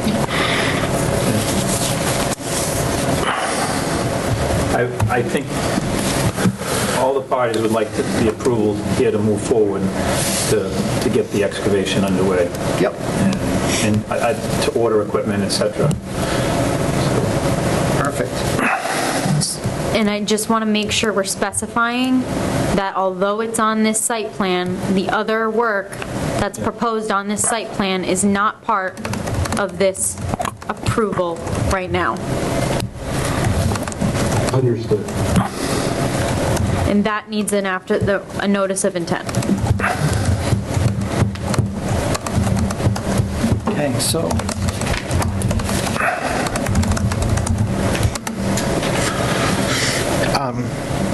what was that word for the two? Cultec, C-U-L-T-E-C-H. Rechargers. Infiltrators.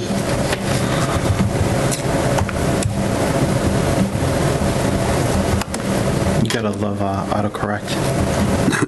All right, so I will make a motion for 56 Lakeshore Drive.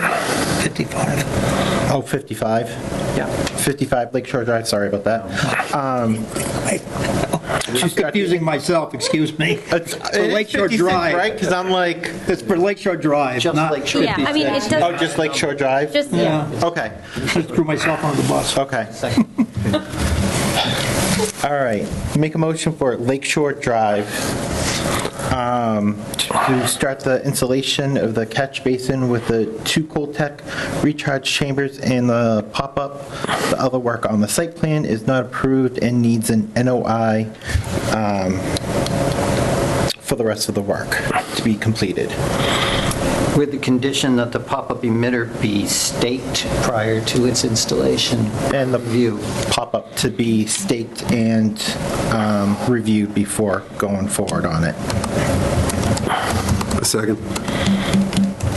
Okay, motion's been made by Jim, seconded by Brendan to approve the installation of the drainage only at Lakeshore Drive as part of their enforcement order.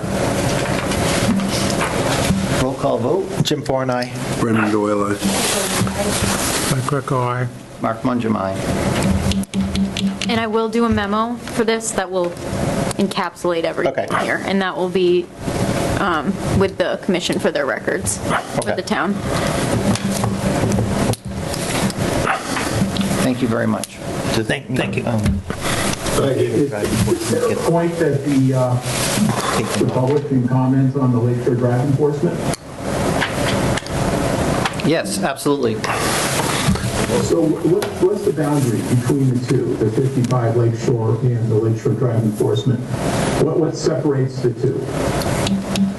One is where I live, and the other... So the 56 Lakeshore Drive versus Lakeshore Drive, because it's a private road, everybody owns halfway through the entire road. So because we could not come to terms with everybody, we did an enforcement on the entire Lakeshore Drive because everybody owned 50% of the road, and it had nothing to do with DP or anyone else. So that was why we put the enforcement on that, along with the other one, which would be 56 Lakeshore Drive.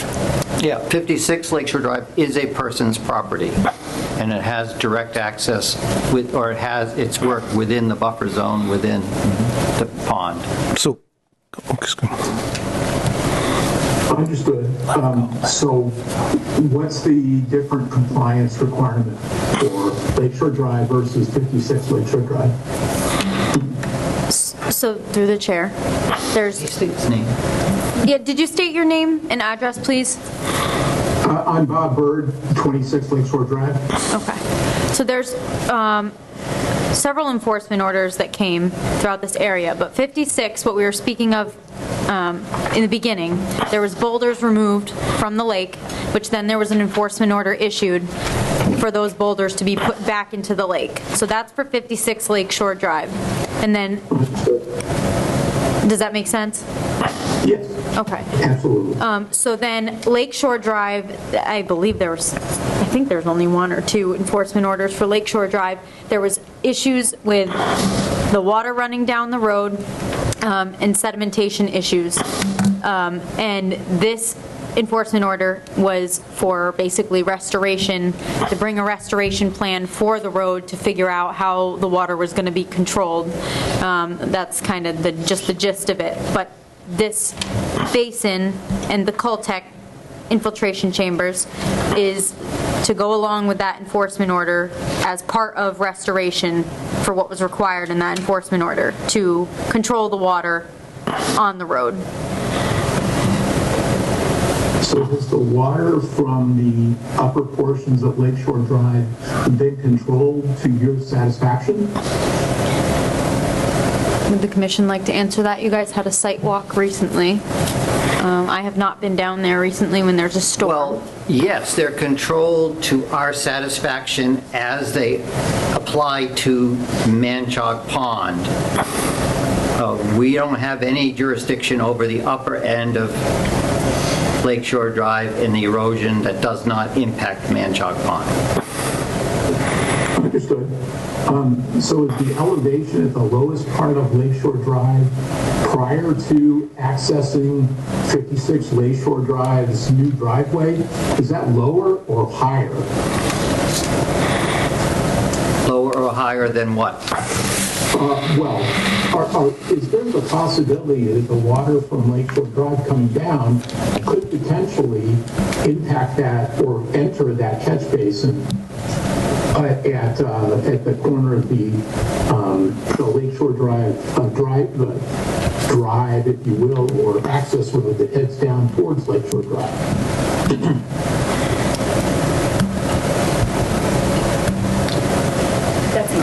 That's the intent of this catch basin, is to take water that's coming down Lakeshore Drive and not have it go directly down that steep embankment into the pond, which was the issue. So we're diverting it now so that it infiltrates in these basins, and then whatever's left will come out further down Lakeshore Drive and not directly towards the pond. So my observation at the site is that surface water flow down Lakeshore Drive would not reach that catch basin. So I'm suggesting that maybe there's a distinction between the Lakeshore Drive enforcement order and the 56 Lakeshore Drive enforcement order that should be identified and dealt with separately.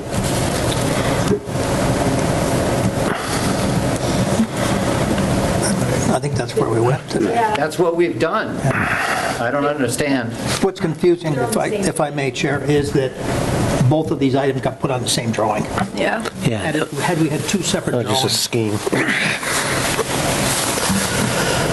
Well, we seem to be discussing them in the same vein. Well, we shouldn't be. Because they're so interrelated. We have to. Well, not if the water from Lakeshore Drive doesn't reach. It does. The 56 drain for drainage. It does. It does. It absolutely does. The last basin removing water across Mr. Goodison's property is a few hundred feet up the street. So there's another couple hundred feet of water coming down that goes into this area. But Mr. Goodison has dealt with drainage on most of the water, and Mr. Moran above this area. Well, I understand. I just think they should be dealt with separately and resolved separately because they appear to be from just a 10,000-foot view very distinct. I think we are dealing with them separately. So what's the requirement for the Lakeshore Drive enforcement order to resolve? Just what we talked about. We're going to, and we support and approve the installation of this additional catch basin and Cultec rechargers and diffuser pipe or pop-up emitter, and we feel like that is going to satisfy the enforcement order. This is Danielle's. In combination with what's already been done, thank you. Yes. Okay, you go. And you've got the 56 Lakeshore Drive boulders going back into the water. Yes, please, ma'am, please don't interrupt. We're talking to somebody else at the moment.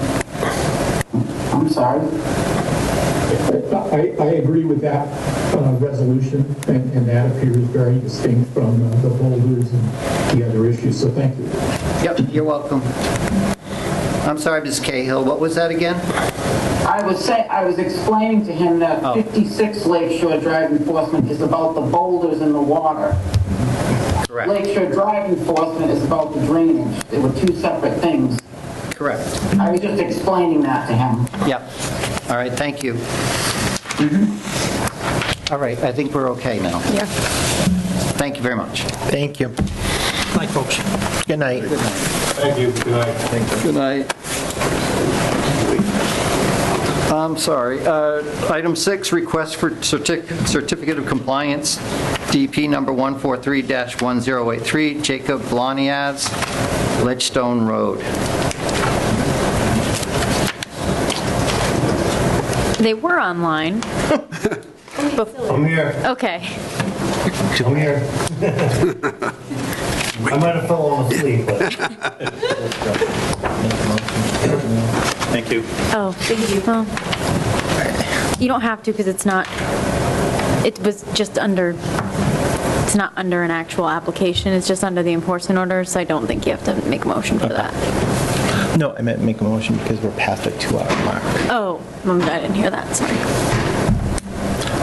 Make a motion to extend our 2-hour mark for another hour and a half, max. Won't take us that long, but... I'll second. All right. Geez, motion's been made by Jim and seconded by Brendan to extend our meeting by an hour and a half maximum. All right. Roll call vote. Jim Foran, aye. Brendan Doyle, aye. Kate Rowland, aye. Mike Greco. I'm just following what I was told that we have to do. Muncham, aye. Just like. You said maximum. You did say maximum, so. Yeah. Yes. All right, I'm sorry, who's here representing Mr. Bloniaz? My name is Jude Dobbin. My predecessor there, Mr. Warback, warmed you guys up. I'm here for certificate of compliance on 125 Ledgestone Road. Okay.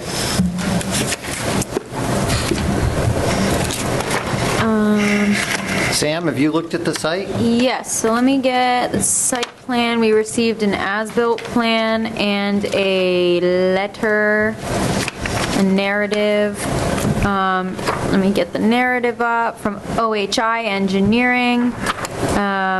The project has been constructed in substantial compliance with the plans prepared by OHI Engineering dated August 4th, 2023. There was no significant deviations. That's what the narrative has stated. I have the as-built plan up on the screen here. I would agree. I did a site visit this afternoon. It does look to be in compliance with what was originally proposed. I do have a question for Mr. Gavin, though. There is a landscape wall. Was that part of the original approval? Because I'm trying to go back and remember if that was part of it. The other site plan I have, it doesn't seem to be on there, but I could be looking at the wrong one. But there's basically a concrete wall that's been installed on one side. It's really hard to see in this site plan, but it's this black little rectangle, this long rectangle. It goes right on the side of the driveway. So there is a concrete wall that has been installed. So that's my question is, was that on the original site plan that was approved? Yes, it was. Okay. It was on the original septic system in the conservation plan. Okay. So let me get up my photos real quick. My other... And before you go... Yep. Do we have a larger scale plan? Because this is impossible to read. I agree. That is a little, that is very compact. I agree. There's so much going on in this plan. It's insane. So, yeah, I agree. There's only one. Sorry. My only other comment would be the erosion controls, the wattles are still in right now, so those need to be removed. Typically, now, I don't know, Mr. Gavin, if your client is in, dire need to get the certificate of compliance at this moment, but I would like to see those removed, ideally before you approve the certificate of compliance, just to make sure everything comes out.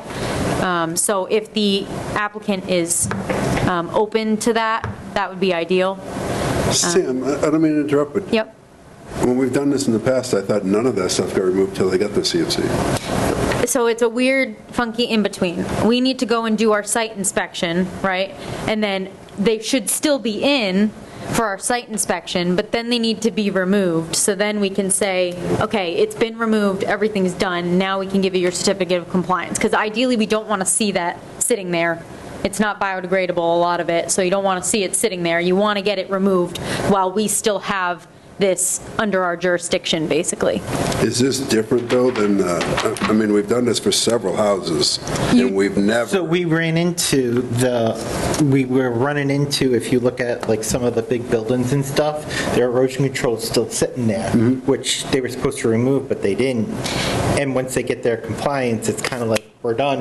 And what, I think there was one recently that we approved it, you guys approved it, and then I think you went out, because it was one of your neighbors, you went out after, I think, or maybe they haven't contacted you yet, but, so, to then inspect it, and that was after the fact. So, ideally, we'd like to see it removed before you issue the certificate of compliance. Now, also, I only went out there today, so that does not give the applicant a lot of time to remove it. So that's why we ask if the applicant is okay with doing that. If they really need their certificate of compliance right now, I could see grass underneath the snow. I can tell it's stabilized, that area. So, what I would say is, approve it with the condition that somebody contacts one of you guys and you go out and just take a look to make sure they've been removed. So that's kind of... My client has no objection with that. So, I'd just like to remain consistent, whatever it is. I'm good with whatever it is. Yeah, and so, again, ideally, I'd like to see it removed before we issue the certificate of compliance. I just know that it hasn't happened for a couple of them, but... Is it possible, for example, to say, this may be a stretch, you will hand-deliver the certificate of compliance, and when you hand-deliver it, they have to have the stuff gone? Yeah, I'm just throwing it out there. What better way to make sure it's done? Yeah, then we'd have to do that with every single one, or I could make a better effort to get out there a week in advance to then look at it and then tell them right away, okay, looks good, remove them, so then it'll be ready for the next meeting, That's probably something that's more doable in that scenario. If the commission as a whole doesn't necessarily care and you're fine going off of the word of everyone to issue the certificate of compliance and then say these need to be removed now and just always do an inspection after, it just kind of depends on the particular situation, but I can make an effort to go out sooner and, when we have these, so I can do it ahead of time so we can avoid this going forward, if that helps. I'm not trying to make it difficult. No, I know, yeah. I'm trying to make it easier. I don't think I'll be able to hand deliver every single one. I was being a little bit sarcastic. I do think that I think going forward, too, we're doing the biodegradable ones, right? We Or- should be going forward, yes. Now, these in particular are not. I looked at them. Right. But yes, a lot of them, they should be biodegradable. Because I think we made that change, Yeah, too, going yeah. forward. So I think that's a bigger difference, too. Yeah. Yeah. And it. Through the chair, can I ask you a question? Yes. Usually when we do these certificate of compliances, it's typical that the erosion control stays out there until, they issue their final okay on the land. So in this case, we left the erosion controls out so that we could show that we were still in compliance with the order of conditions. And I think Sam has been saying that too, which is, once it's a double-edged sword. Once you ask for the certificate of compliance, you still need to have the erosion controls out there so that the commission can see them. Once the certificate of compliance is accepted, there can be a condition on the certificate saying, erosion control shall be removed. That's usually how I deal with it. Yeah, I think it's better to keep the erosion control in place because it's also the limit of work, and if it's pulled and you're looking at it, it's hard to see where the work actually ended. Because like I'm looking at your plan, your as-built plan, and the grades, don't seem to jive with what, with where the limit of work was supposed to be. Like I'm looking at an existing or an as-built grade of 101, and it's on top of a 98 contour, and there's not any more proposed contours after that, new contours after that. But if the silt fence was still there and it was inside the silt fence, then we know it was within the limit of work, so. Correct. I think it's better. Yep. But can you answer to that? So where it says installed landscape wall, there's a 101 contour, and it's shown like on top of 98 contour. And there's no other grades beyond that, and we're really close to the water there. So how does that tie out? That's where the retaining wall comes in. I believe, if we're looking at the same spot on the plan. Well, these grades are below the retaining wall, are closer to the pond than where the retaining wall is. There's a landscape wall there too, Mark. The wall, yeah. It's right. Yeah. Nope, you're fine. Trip hazard. I know you can't. Thing is like, so like right here is the 101 contour, and that's 99, 98, 97. So it's like the 4 foot is showing that it's as-built 4 feet higher than what it was there. And I think that's the wall. Yeah, you're right, I couldn't see it on mine. No, you couldn't see it on yours at all. I know, it's very complicated to see this stuff at this scale.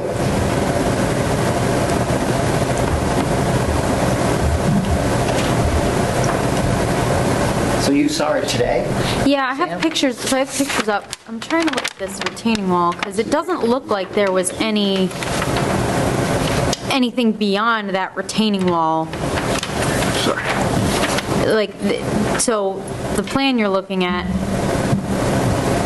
makes it look like there was fill brought in there, but there was nothing, to me in person, and now obviously I'm not an engineer looking at this, but it doesn't look like there's much really beyond that retaining wall. Then the erosion controls are like right next to it here, a couple feet over. So here's the retaining wall. So I wouldn't necessarily say... Do we have a copy of the plan? Yeah, let me find the original. And you thought it was funny that I said 1.5 That is so hours. close to the pond there. I know. So, I would disagree.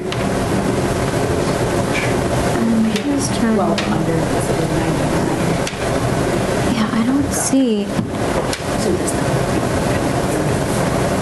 Let me make sure I don't have another plan. This doesn't look like it shows the retaining wall.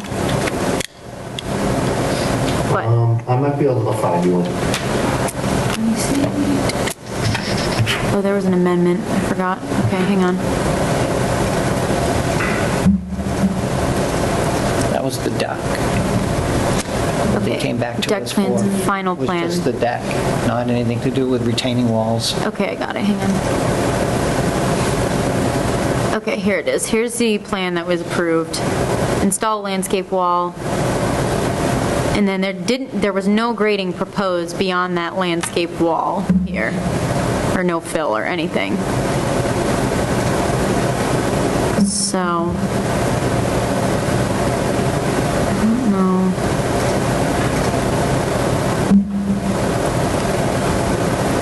The wall was actually closer to the lake, based on the septic plan that was approved through the notice of intent.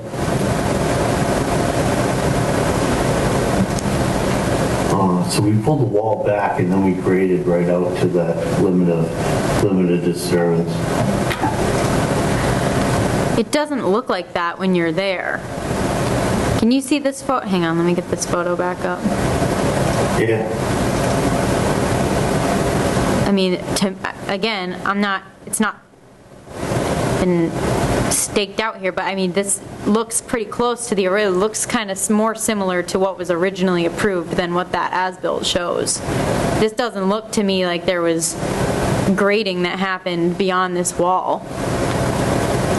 I can't see your screen at all.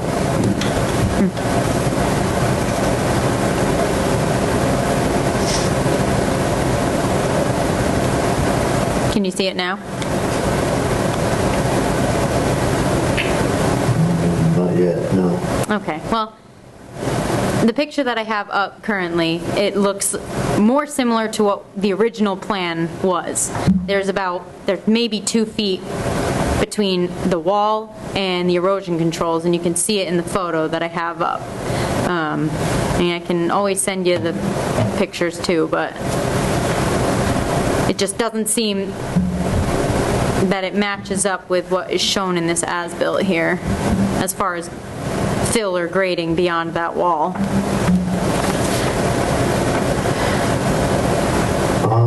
What plan?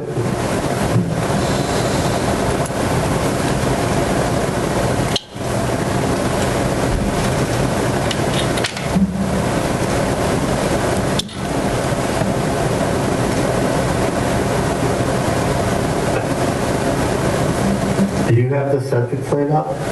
This should be, this is the septic, this is the original, this is the approved plan.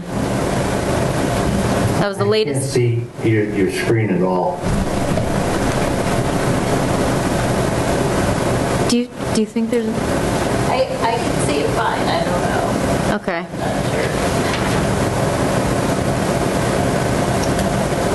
I have the plan. It might be, Go ahead. it might be me, but Yeah, I have the dated 8/4/2023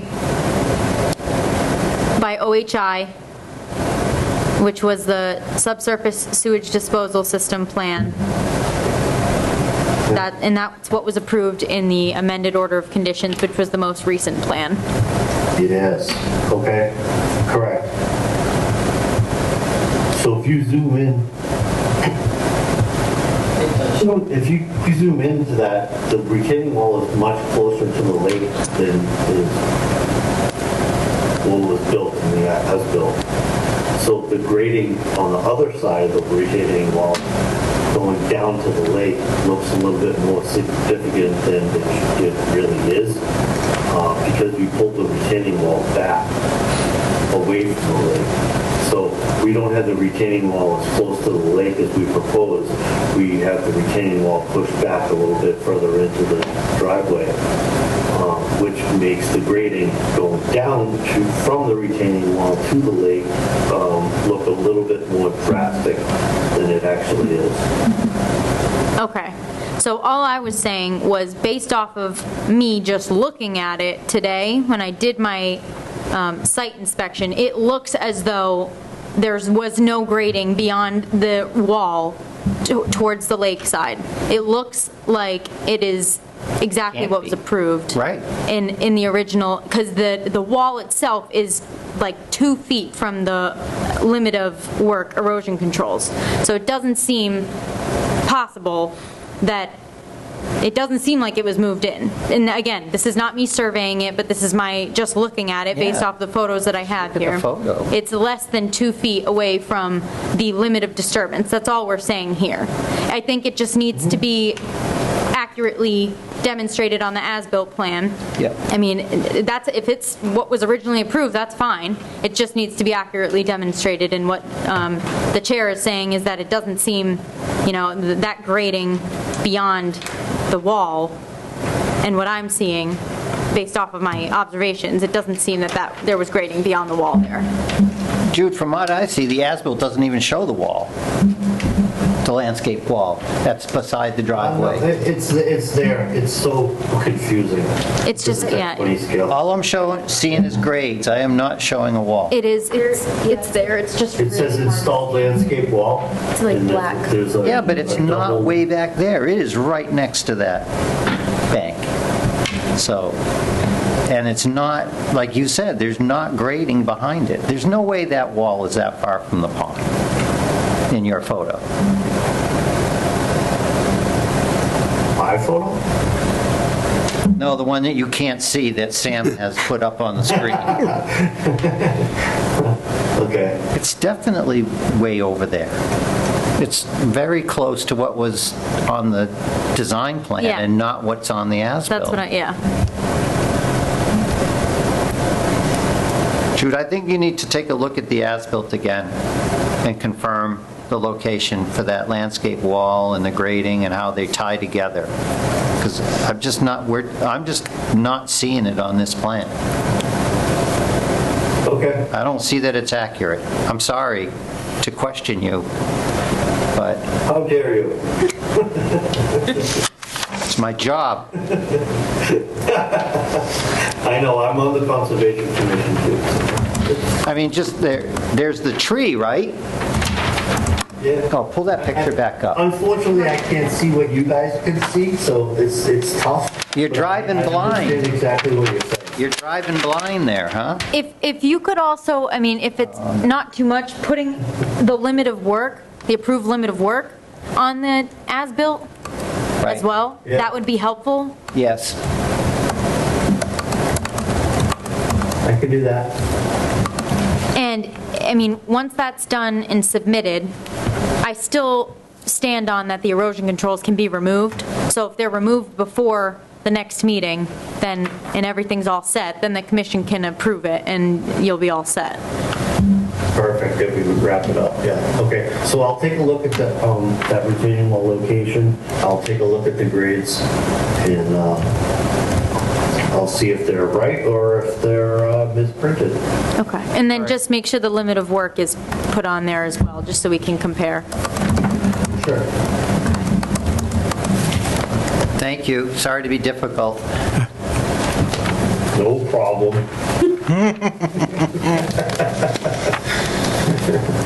All right. You good here? Yep. All right. We'll see you next time. All right. Thank you. Good night. Thank you. Take care. All right. 7, request for a certificate of compliance, DEP number 143-0621, John Bombara, 288 Northwest Main Street, map 144, lot 11. That's the original map. Someone here to represent Mr. Bombara? Oh, no. Awake. Since I've been here, Mr. Chairman. A blast from the past. I see you took a nice big drink of water before you came up, though, huh? This is a little bit surreal. It's been a number of years since I've been able to sit at this table and sit on that side more than this side. Thank you, Scott Medeiros, 64 High Street, Douglas. I think John's here, or at least he was, but he may have gone. Yes, I am. Oh, all right. Hi, There, John. there you go. How you doing? Just great. John, do you want to cue this up? You want me to cue this up? No, if you don't mind, Mr. Medeiros, go right ahead. Thanks for having us. I didn't realize it would be 10 minutes past 9, and so I'm sorry to be extending your meeting. Sorry. So this is a fun one that I think you guys have been dealing with for a minute or two and have had a whole bunch of conversations about. I have the distinct pleasure of having been the first person to stamp this plan way back when, 20 years ago, and so re-enter the conversation. Put together a letter that I think Mr. Bombara was having challenges getting put together that provides at least some professional commentary on the property itself.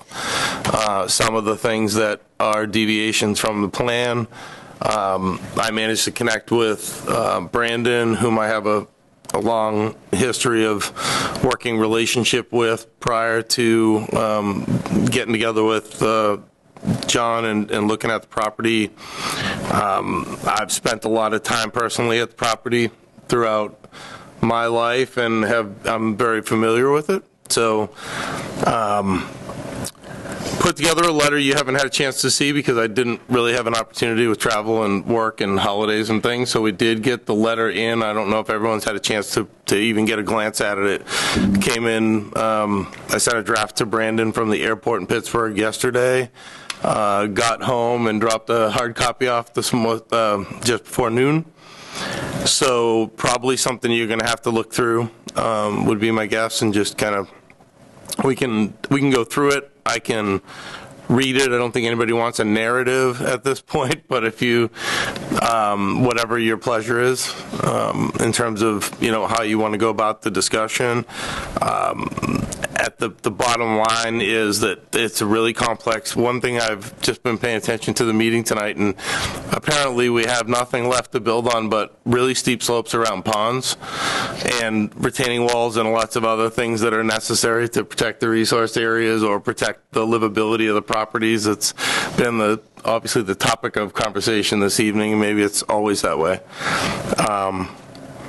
This particular property, like a lot of the properties around Whiten Reservoir, is challenging, right? They're very steep. They were all little small cabins at one time, or small residences, and they continue to be some, but the vast majority of them have become really large properties that are pretty complex when you look at them from the lake. They've got a lot of grade changes. They've got a lot of elevations. What happens is a lot of hardscape occurs, permitted or otherwise, I think, because what happens, they realize that their material is going into the lake and they're experiencing drainage from up above. The Bombara property in particular, I mean, back when this property was constructed, 2 decades ago, Danny Laban owned a really small property up above, and stormwater came from there, and a lot of erosion transporting down through that whole area. You've got Douglas Hill Way, you've got the old drainage system on, Northwest Maine.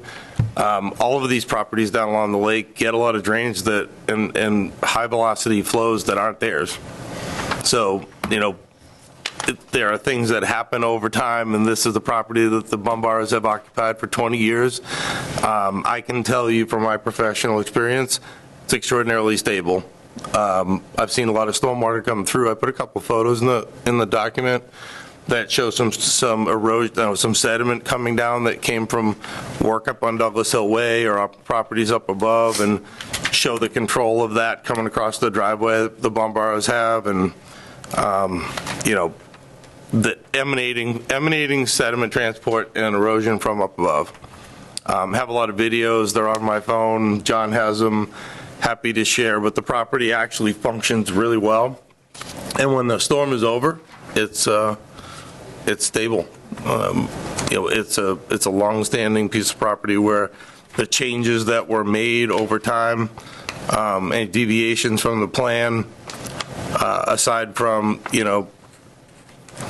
however you feel about any of those changes, they're stable and the property's firmly implanted there and is probably one of the most stable properties down along that side of the lake. And in effect, it has a lot of characteristics that protect adjacent properties. It controls water that comes down across and transports it through the property and it gets to the lake. The lake is beneficiary of that, and adjacent properties aren't impacted.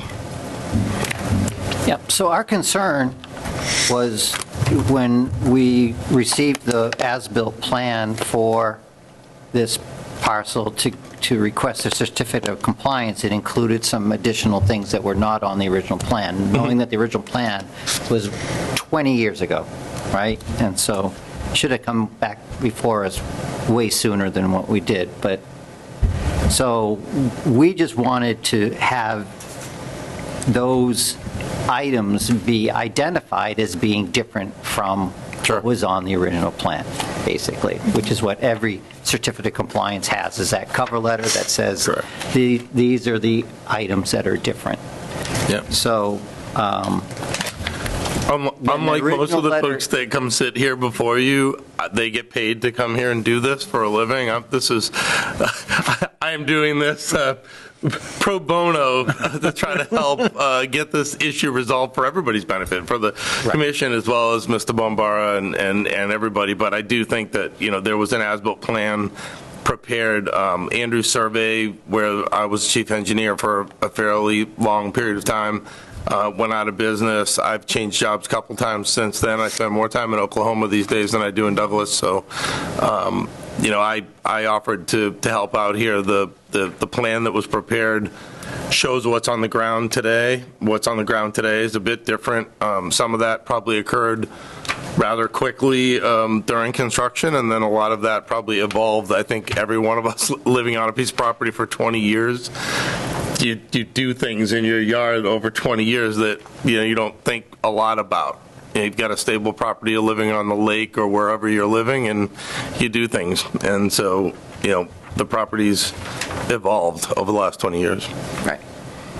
So the driveway's different, right? I think everybody knows the driveway's different. The driveway's paved. It would never have withstood. Right. So did you address that in your letter as to what the differences are in this driveway? I did. I summarized those in the letter. The driveway is different. There are some retaining walls that are constructed, which are actually creating, instead of slopes, they're creating vertical barriers to a lot of that stormwater erosion that affects the pond in general. There's not a lot of capability of vegetation to really be maintained except for down on the flat at the lake toward the lake edge. So retaining walls, the driveway is a bit different. It's longer and it's paved. There's a couple of pads. There's an air conditioning pad that's up at a higher level up toward the driveway on the back side, I think on the north side of the house. There's a temporary shed that received a permit that has a granite stepping step to access it. So that's something that's different. Aside from that, those are the primary things that are different than what was proposed in the original plan. Okay. On page 2, too, the stuff you just mentioned. Yep. Have you had a chance to look at the letter, Sam? Yeah, so what I'm going to bring up is the old plan that was approved under the original order of conditions, and we can compare it with the as-built plan, as well as, just roughly going through this letter, which was just done. But so the main points of it were drainage patterns are slightly different, modifications to surface drainage alignments and controls, which in my opinion also includes the extension of the driveway coming down further south. So this is what was originally approved here. So you have proposed gravel driveway, which now comes around this end, which I believe is paved also now. So this area is paved, the driveway came around this area here now. Okay, so that's one thing, drainage patterns. Then we have landscaping and vegetated areas differ modestly from the approved plan. I don't know, the main differences I'm seeing are these retaining walls throughout. Now, there was some, random trees, vegetation here. There is some vegetation on site currently that isn't shown on this as-built plan, but we have several retaining walls that were added that were not part of this original approved plan. My concern with specifically the retaining wall along the pond itself, I don't know, it doesn't seem to be shown on the original plan. It says edge of water. So was there a wall there originally? I don't know. It's not shown on this plan. So if there wasn't and there's a wall added, that's direct impacts to bank, which typically would require a notice of intent for. So that's one thing that the linear footage of bank would have needed to be demonstrated in the notice of intent application for that. So there's several retaining walls added here. And then the accessory improvements, so concrete rear patio beneath the originally approved multi-level deck, which that is shown here. So this proposed deck, now there's concrete patio, which adds a little bit more impervious surface there. Shed and adjacent granite step, which was not under the original approved plan, which is up to the north of that concrete patio now. And then we've got, obviously, like I said, multiple retaining walls related to access to the north side of the dwelling, air conditioner pad, and then the paved driveway. So, the purpose of a certificate of compliance is to say, if you're going to give someone a complete certificate of compliance, you're basically saying that in your view, the work that has been done is in compliance with what was originally approved. So before you, we have, several deviations from what was originally approved. So, in Brandon, in my opinion, the deviations that come are pretty significant. Specifically, my concern is with the bank of the pond. That would normally require a notice of intent application. That's all deviated from what was originally approved. So, Well, it's your suspicion that it's different, because it doesn't show it on the plan. It does not show it on the plan, so... But we don't know that it wasn't there. That's a fair point. Maybe it was there. I'm just going off of what I'm seeing on this plan, and I could look back in aerial photos if you wanted me to see, was it there, was it not? Maybe you could tell, maybe you can't. But that's just a concern of mine. If it wasn't, then that's direct alteration of bank. So, it's up to you. Is what's been done, are you okay with approving it as is, with the deviations stated in this letter and that are described on the as-built plan? You have to think of the precedent going forward that you'd be setting, approving all of these different deviations if you're going to go forward with a complete certificate of compliance. Otherwise, another route you could go is requiring an after-the-fact notice of intent to allow all this work to be recorded and on record. And then you could approve both certificate of compliances, because then it would be separate. So, but it's really up to your consideration and your comfort level with this one.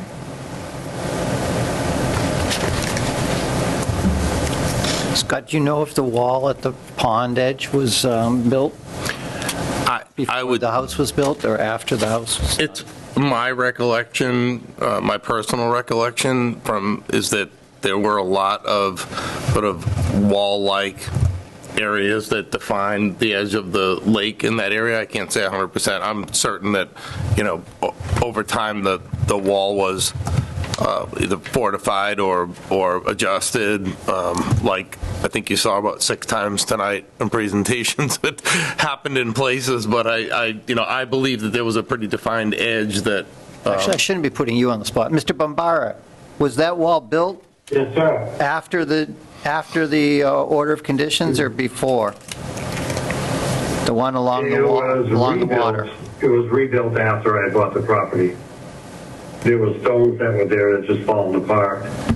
I give you, for instance, Mr. Chairman, is that there was a walkway 3 granite pieces of stone that was buried under silt and dirt and on the western side of the property, and I just dug it up and found it. That's all I really did. I placed the stones back where they were, of course. That's mainly, it wasn't really, not a lot of concrete, it was just mainly stones and stuff. So, because that was right at the high water mark back then. Mm-hmm. And that's where they were. Has any of the members been down there to take a look? I don't believe so. No.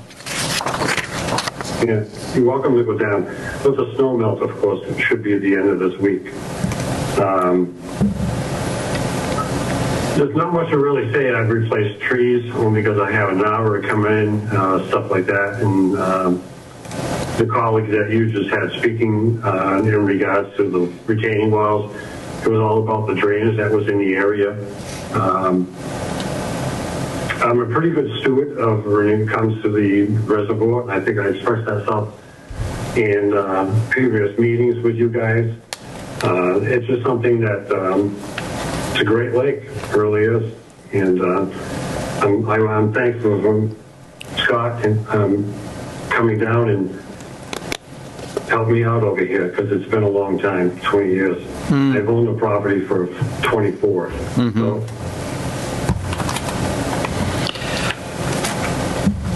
Yeah, and I appreciate that, and I appreciate Scott coming, and, it's just a dilemma for us, being that it's been so many years, and because there have been some improvements made since then. And I'm not questioning at all your,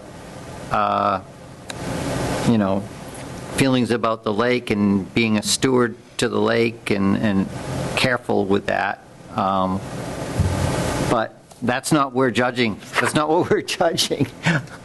We have. No, I get it, because I'll give you, for instance, when we talked about the driveway and stuff like that. Mine, we had Odell Reynolds, of course, was the building inspector at the time. When she gave me the final occupancy permit in regards to all of this, she questioned my front step to get into the house. And she wanted to replace it before she gave it to me. I said, I don't want to do that because of one thing. And again, I remember this like it was yesterday. And anyway, I said to her, I'm waiting for everything to settle first before I'm putting the asphalt in and see where we stand with water and stuff like that. And it stands today. After it was all settled, you start digging holes and stuff, you're going to get, those call them sinkholes for what they're worth. And after that, it's just you fill them in, and you think you're good. It's all stable, and it's good. So that's exactly what I did. I always had an intention to pave that because of the slope from north to south, and then of course from east to west. It's one of those pieces of property, as you spoke earlier about all the ones you just dealt with, whether it be Manchester Pond or in Douglas on the small side. It's just one of those things you deal with, so. Commission members? And the trees were something simple for me to do, seriously, because, privacy is one thing. The house is facing west, and you get a lot of wind and stuff like that, but of course sunsets are great there and all that, but there is, I had maple trees that were, let's call them the swamp, Michael, maple, and when I asked the arborist around them, because they had a big hole in the inside, it's like, new house, new tree. So that's what I did. And there was a birch tree on the southern side about 25, 30 feet off, or maybe 20 feet off the reservoir, and now there's a birch tree there. And actually that was growing there when the yellow one come down. So I got old photographs someday when I get back there. I can show you, because they're kind of cool, because it was back 45 years ago, so. But I don't want to hold up this process either, sir. Yep. So any comments or thoughts? My only note was, and maybe I just missed it, I tried to look carefully, but my only note was just that I didn't see a mention of the paved driveway in the letter. I saw the other two things, the shed and the retaining walls, but I know that the retaining walls, the paved versus gravel roadway, and the shed were the three things that we talked about last time that needed to be included in the letter that weren't included but were noted at least on the drawing. So I think those were the things that we definitely wanted to see, regardless of whether or not we asked for a notice of intent.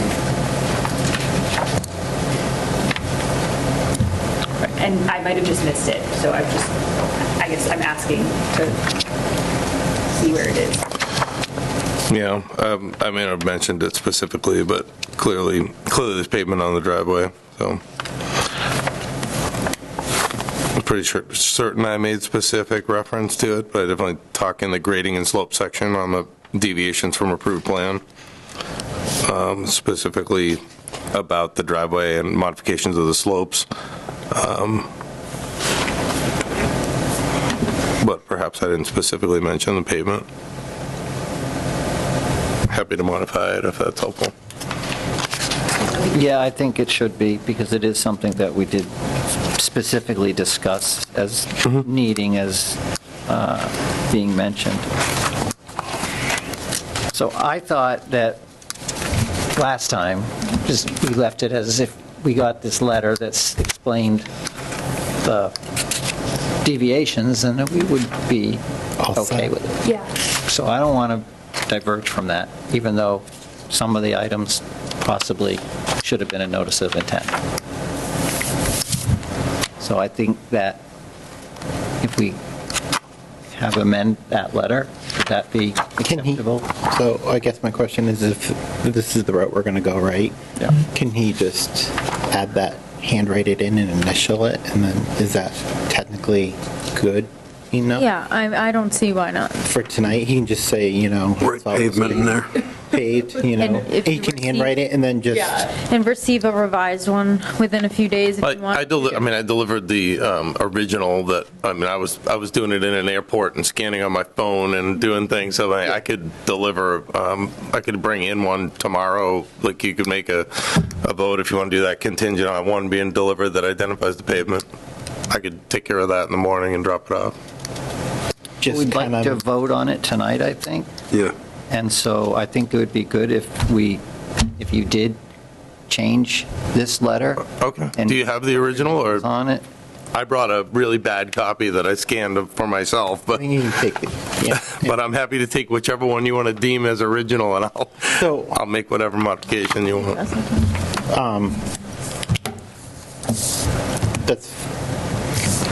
I'm okay with that, doing this, but I'm just, yeah, the whole precedence of how we're trying to, go forward and stuff. All for one for all. I'm okay. I understand it's 25 years. Well, Josiah made a point about a certain time frame, and maybe if something was an original plan from prior to whatever year it was that this was created and hasn't received an order of condition yet, we mark that as our, that way it's not within 20 years if you don't have your order of conditions, but it's 2002 or whatever the date, whatever the year was. Can you just look at it and then you can say if that's sufficient for you guys? I had paved into the description of the driveway. Thank you. If that works, Mark. If not, I can make it more of a substantial change. But Yes, I would like another change. It says, the original plan proposed a shallow pitched driveway which extended 30 feet north. I'd like that just changed to gravel. Exactly. All right, send it back over. Shallow pitched gravel driveway. So what did you want to do about, so we sign off on this, and what about the original? It doesn't, okay. This is what we said we wanted anyway, so. Right, we're just pushing. Because this is what we said, so we'll just go with it, but. Quite honestly, I know we do have to be concerned about precedents. But I'm less concerned because the board changes all the time. No, I know.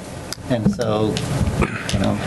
Well, what's the precedence? We're getting the letter we requested, we're just getting it with a handwritten modification that's signed off on. Oh, no, no, I'm not, I'm fine with that. I was just talking about, the being consistent. I would offer it's not necessarily precedent setting. I mean, I think that there's a reluctance in any case, like whether it's a zoning board of appeals, everything is site specific.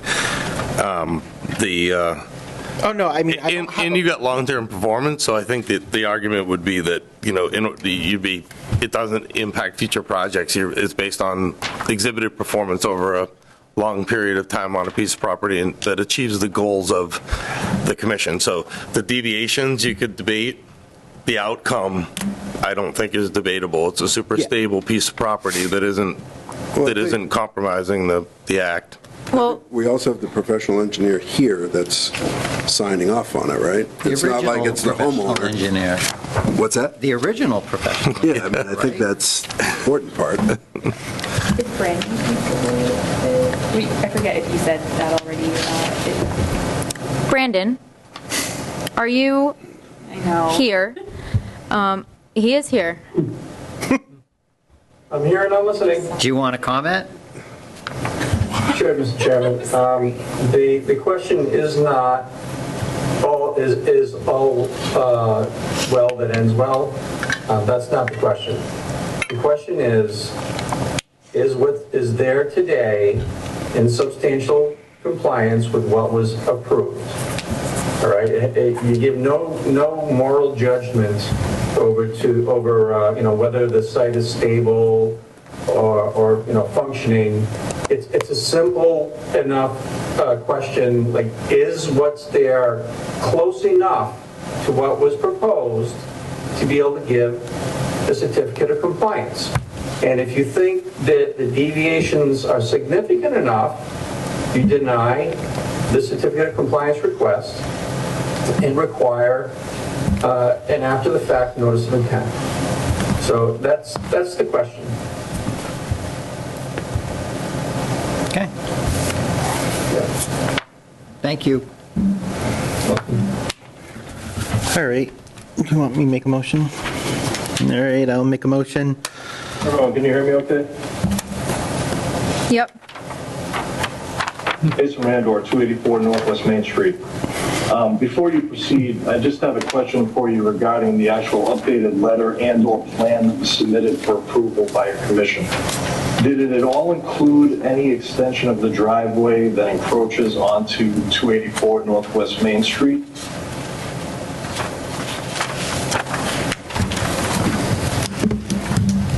The as-built that we have does not explicitly show Northwest Main Street. It just shows this portion of part. driveway that encroaches onto. Is 284 your property?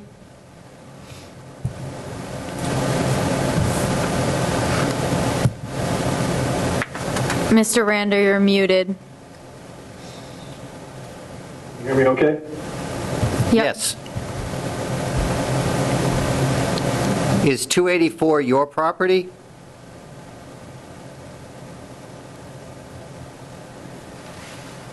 He's going, he mutes every time he tries to talk.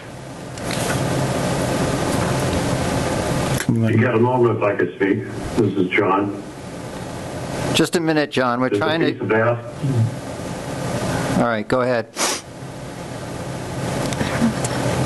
There's a piece of asphalt that is probably like 4 inches onto his property from east to west and not west to east, which has already been deviated. We had both had engineers come down and show where, in fact, the property lines were. I will be happy to get rid of that asphalt that's there. It's only, like I said, maybe 2, maybe 4 inches of asphalt, and it's probably 5 to 6 feet long. That's about all.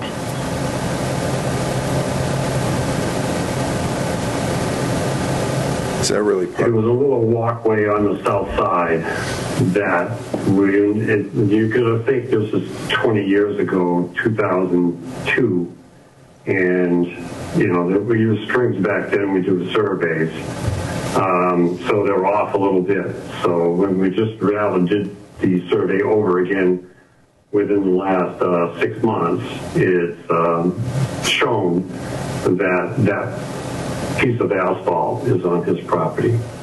Okay. So, is that part of our review, Mark? I'm sorry, I didn't hear that. It would be right just outside the 100-foot buffer, I believe. Yes, it is. So then it wouldn't matter for us? No, it's actually just inside the 100. Okay. I'm sorry. Yeah. I think it's just inside. It could be just inside. I'm not going to say it's outside because I'm not sure. Right. It's up in that corner somewhere, isn't it? Yeah, it's up, they used to have a hay. In fact, there was a outhouse there. I'm going to say it's, if it's 5 feet long, he's, the 100-foot buffer would be about 6 feet away from that. So from west to east, you're talking the last 6 feet of the 100-foot buffer. Okay. Because there's 2 pins there. There's a right. I can see. I right see of way the kind of pins. pin. So it's between those pins, it looks like. yeah, if you look at the concrete wall that's on the south side, it goes to the south and it heads, of course, east. That's where the town drain comes in. So it's just on the south side of that. So that's all it'll take is a... Would you be willing to remove it? Oh, yes, I will be. I will be. I'll take it back. Not a problem. Mr. Rander, are you still there? Certainly was. Whether or not that portion of asphalt that was submitted as well.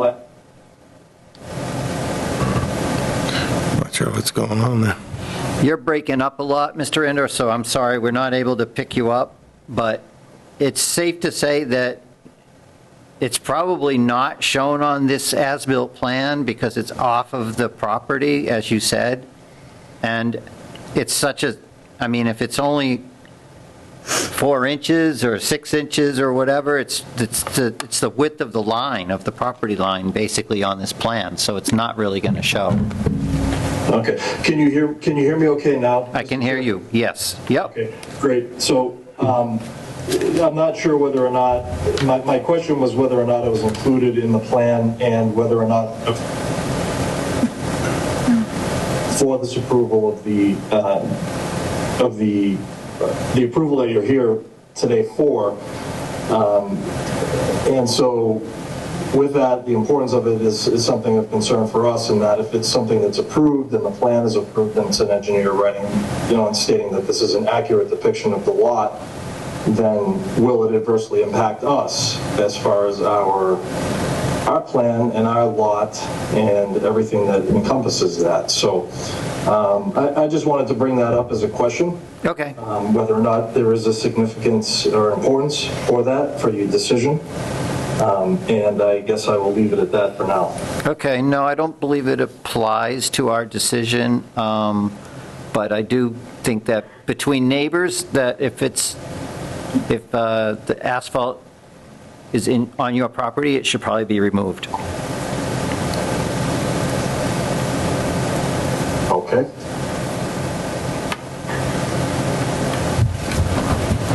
If you want it to be.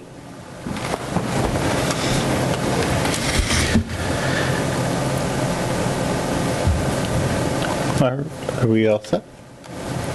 All right, thank you. All right, I'm going to make a motion. Certificate of compliance for DP 143-0621 for 288 Northwest Main Street, map 144, lot 11, and he made the original person, sorry, engineer made the extra initials for the driveway. And we will get a new one tomorrow for the letter. It was totally botched. And are we adding the contingency of removing that pavement, or is that irrelevant? That's irrelevant. Okay. I think, right? Yeah. Second. All right, motion has been made by Jim and seconded by Mike to approve their certificate of compliance. Is that right? Yeah. To issue a certificate of compliance for late. John Bombara, whatever that address is. Those are 288. Northwest Main Street. Jim, roll call vote. Jim Ford, aye. Brendan Doyle, aye. Kate Rowland, aye. Mike Greco, aye. Mark Mungem abstain. Thank you. Thank you. Good to be back. Hope not again anytime soon. You didn't need the whole hour and a half if you're done. Thank you. Did you want to send me the Oh, yeah. sign? Thank you for remembering that. Oh, I know. And I'm only home this week from work, so you know.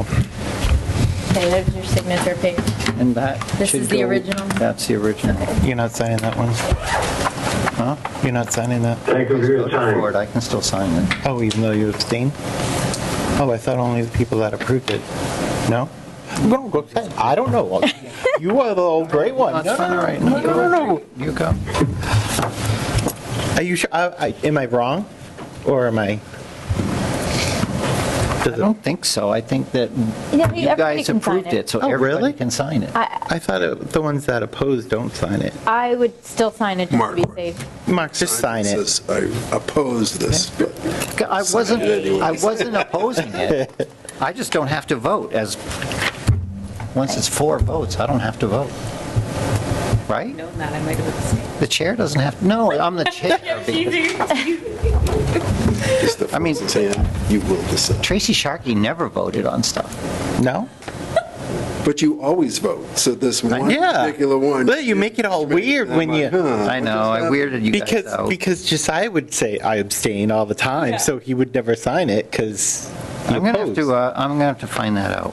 I'm gonna have to. I don't know. Figure it Anyways, out. are we going to do the other one, or do we not do that for the full member thing? The what? Well, we want to vote Kate in as a full member, so we were Oh. waiting for everybody to be here. Yep. Yeah, let's do that. Let's do that. Can I make a motion? Well, hold on. Can Mark abstain from this one, or does he have to vote on this one? Oh, he doesn't have to vote because Tracy never voted. I know, right? You guys are picking on me. It's getting late. We're getting punchy. All right, I'd like to make a motion to vote Kate Rowland as full member. One second. I'll third. You can't do that. Abstain, both third, whatever. Motion's been made by Jim and seconded by Brendan to have Kate be a full member. Roll call vote, please. Jim Ford, aye. Brendan Doyle, aye. Oh, do I vote on this? I don't think. I don't think so. No, I think you do. it's just us. I thought he was hesitant. Aye. What's that? I approve. Mike Greco, aye. Emphatically, yes. Oh, it's going the whole opposite direction now. All right. I lost my, oh, there's my agenda. 2025 draft annual report. Are we putting that out for next week, or are we doing this? Is it in your signature? I don't know what this is. I don't know. You need to look at the draft annual report, but I haven't looked at it. Neither have I. So I can take and look at that later, or do you want to do it tonight? No, it's going to be really quick. All right, we can do it tonight. I think it's here. Town report. So, Oh, this is all the stuff we own, right? Annual town report. yeah, it's the same Thing from, every year, so it's just different properties. Conservation parcels.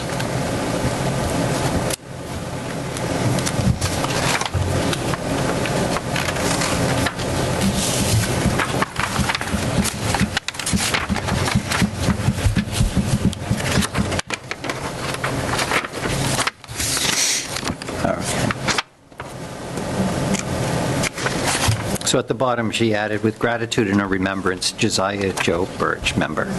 So. Oh, that was really nice. Yeah. All right. Can we vote to approve the town report? Sure. I make a motion to... Make a motion to approve the 2025 draft annual report. A second. Okay, motion's been made by Jim, seconded by Brendan. Is there a signature page for it in there? I just want to make sure, if there is, it's signed. In the blue folder? Oh, yeah. Just in case. I don't know. Approve Thanks. the annual town report. Jim Farr, aye. Brendan Doyle, aye. Kate Rowland, aye. Mike Greco, aye. Mark Mungem, aye. There is not. Okay. We could just sign, we can just sign like one of these copies, can't we? I mean, if there's not a signature page, I guess you don't have to sign it. Okay. All right. Do you want to do this part? Do you want to do any more? I'm not. Can we hold on the meeting minutes until Yeah. next week? Yeah. I will not be at the next meeting, by the way, just so you guys Okay. have it under control. Since everyone's here, I just question about the roles and responsibilities, final possible votes and responsibilities. I believe Brandon sent over a final, Oh, that was the one that, oh, okay, yeah. I believe he emailed that. Okay. So that's the final one. We just need to have a vote on it, to approve it, and then today's date would go into effect. So I can try to find it if you want to review it, but I don't know if you've been able to review it or not. I think this is a good time to do it because everyone's here. I think we have the latest one. Yeah, I think we have the latest. Okay, you do. Okay, in our- good. In our file.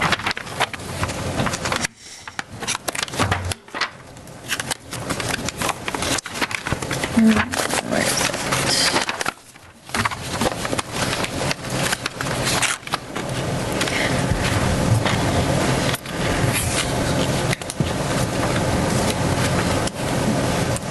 He's still on, too. He's a So trooper. devoted. He's a trooper Gotta today. be asleep by now. See, he's here in spirit, and look how late we are here tonight. He unmuted and then hasn't said anything. The suspense. What? What? We're still here. Oh, good for you. Yeah, we're Yeah. looking at the roles and responsibilities, too. When Brandon is here, we're always here late. Responsibilities this time of night. Yeah, I know.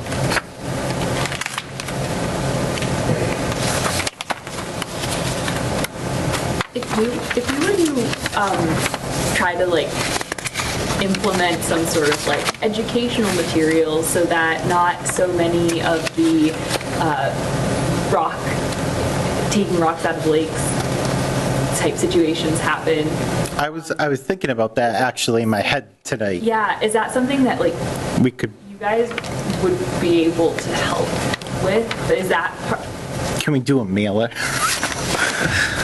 If you live, Brandon, did you hear that?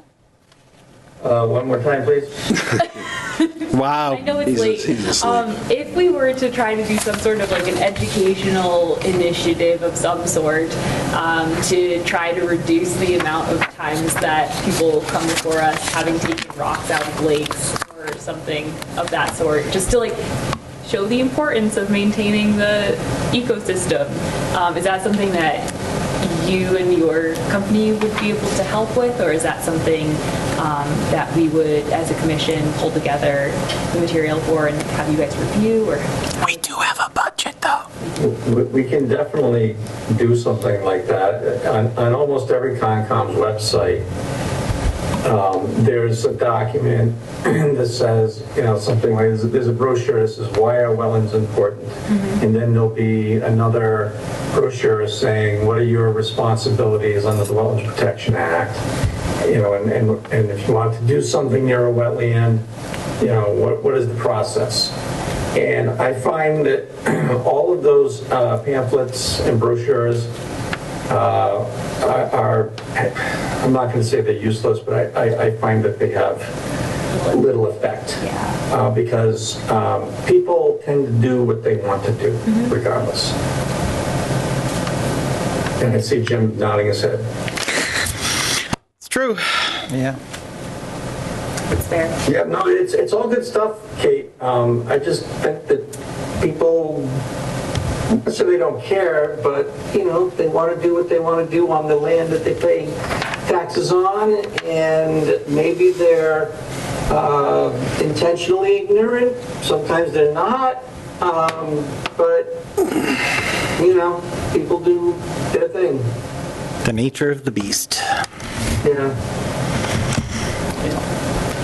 Are you good with that? I'm good with it. Can we make a motion? Yeah, I'll make a motion to approve the roles and the responsibilities of the conservation agent consultant under the Article 8, the Douglas Wetland Bylaw.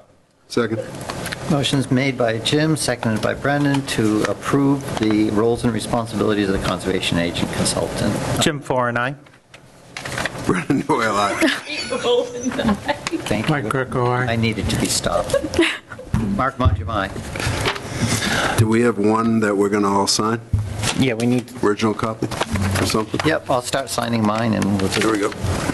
Make a motion to, I want to say just dismiss, but, you know. Adjourn? Adjourn. Adjourn. Second. Motion's been made to adjourn at 9:54 by Jim, seconded by Brendan. Jim Foran, aye.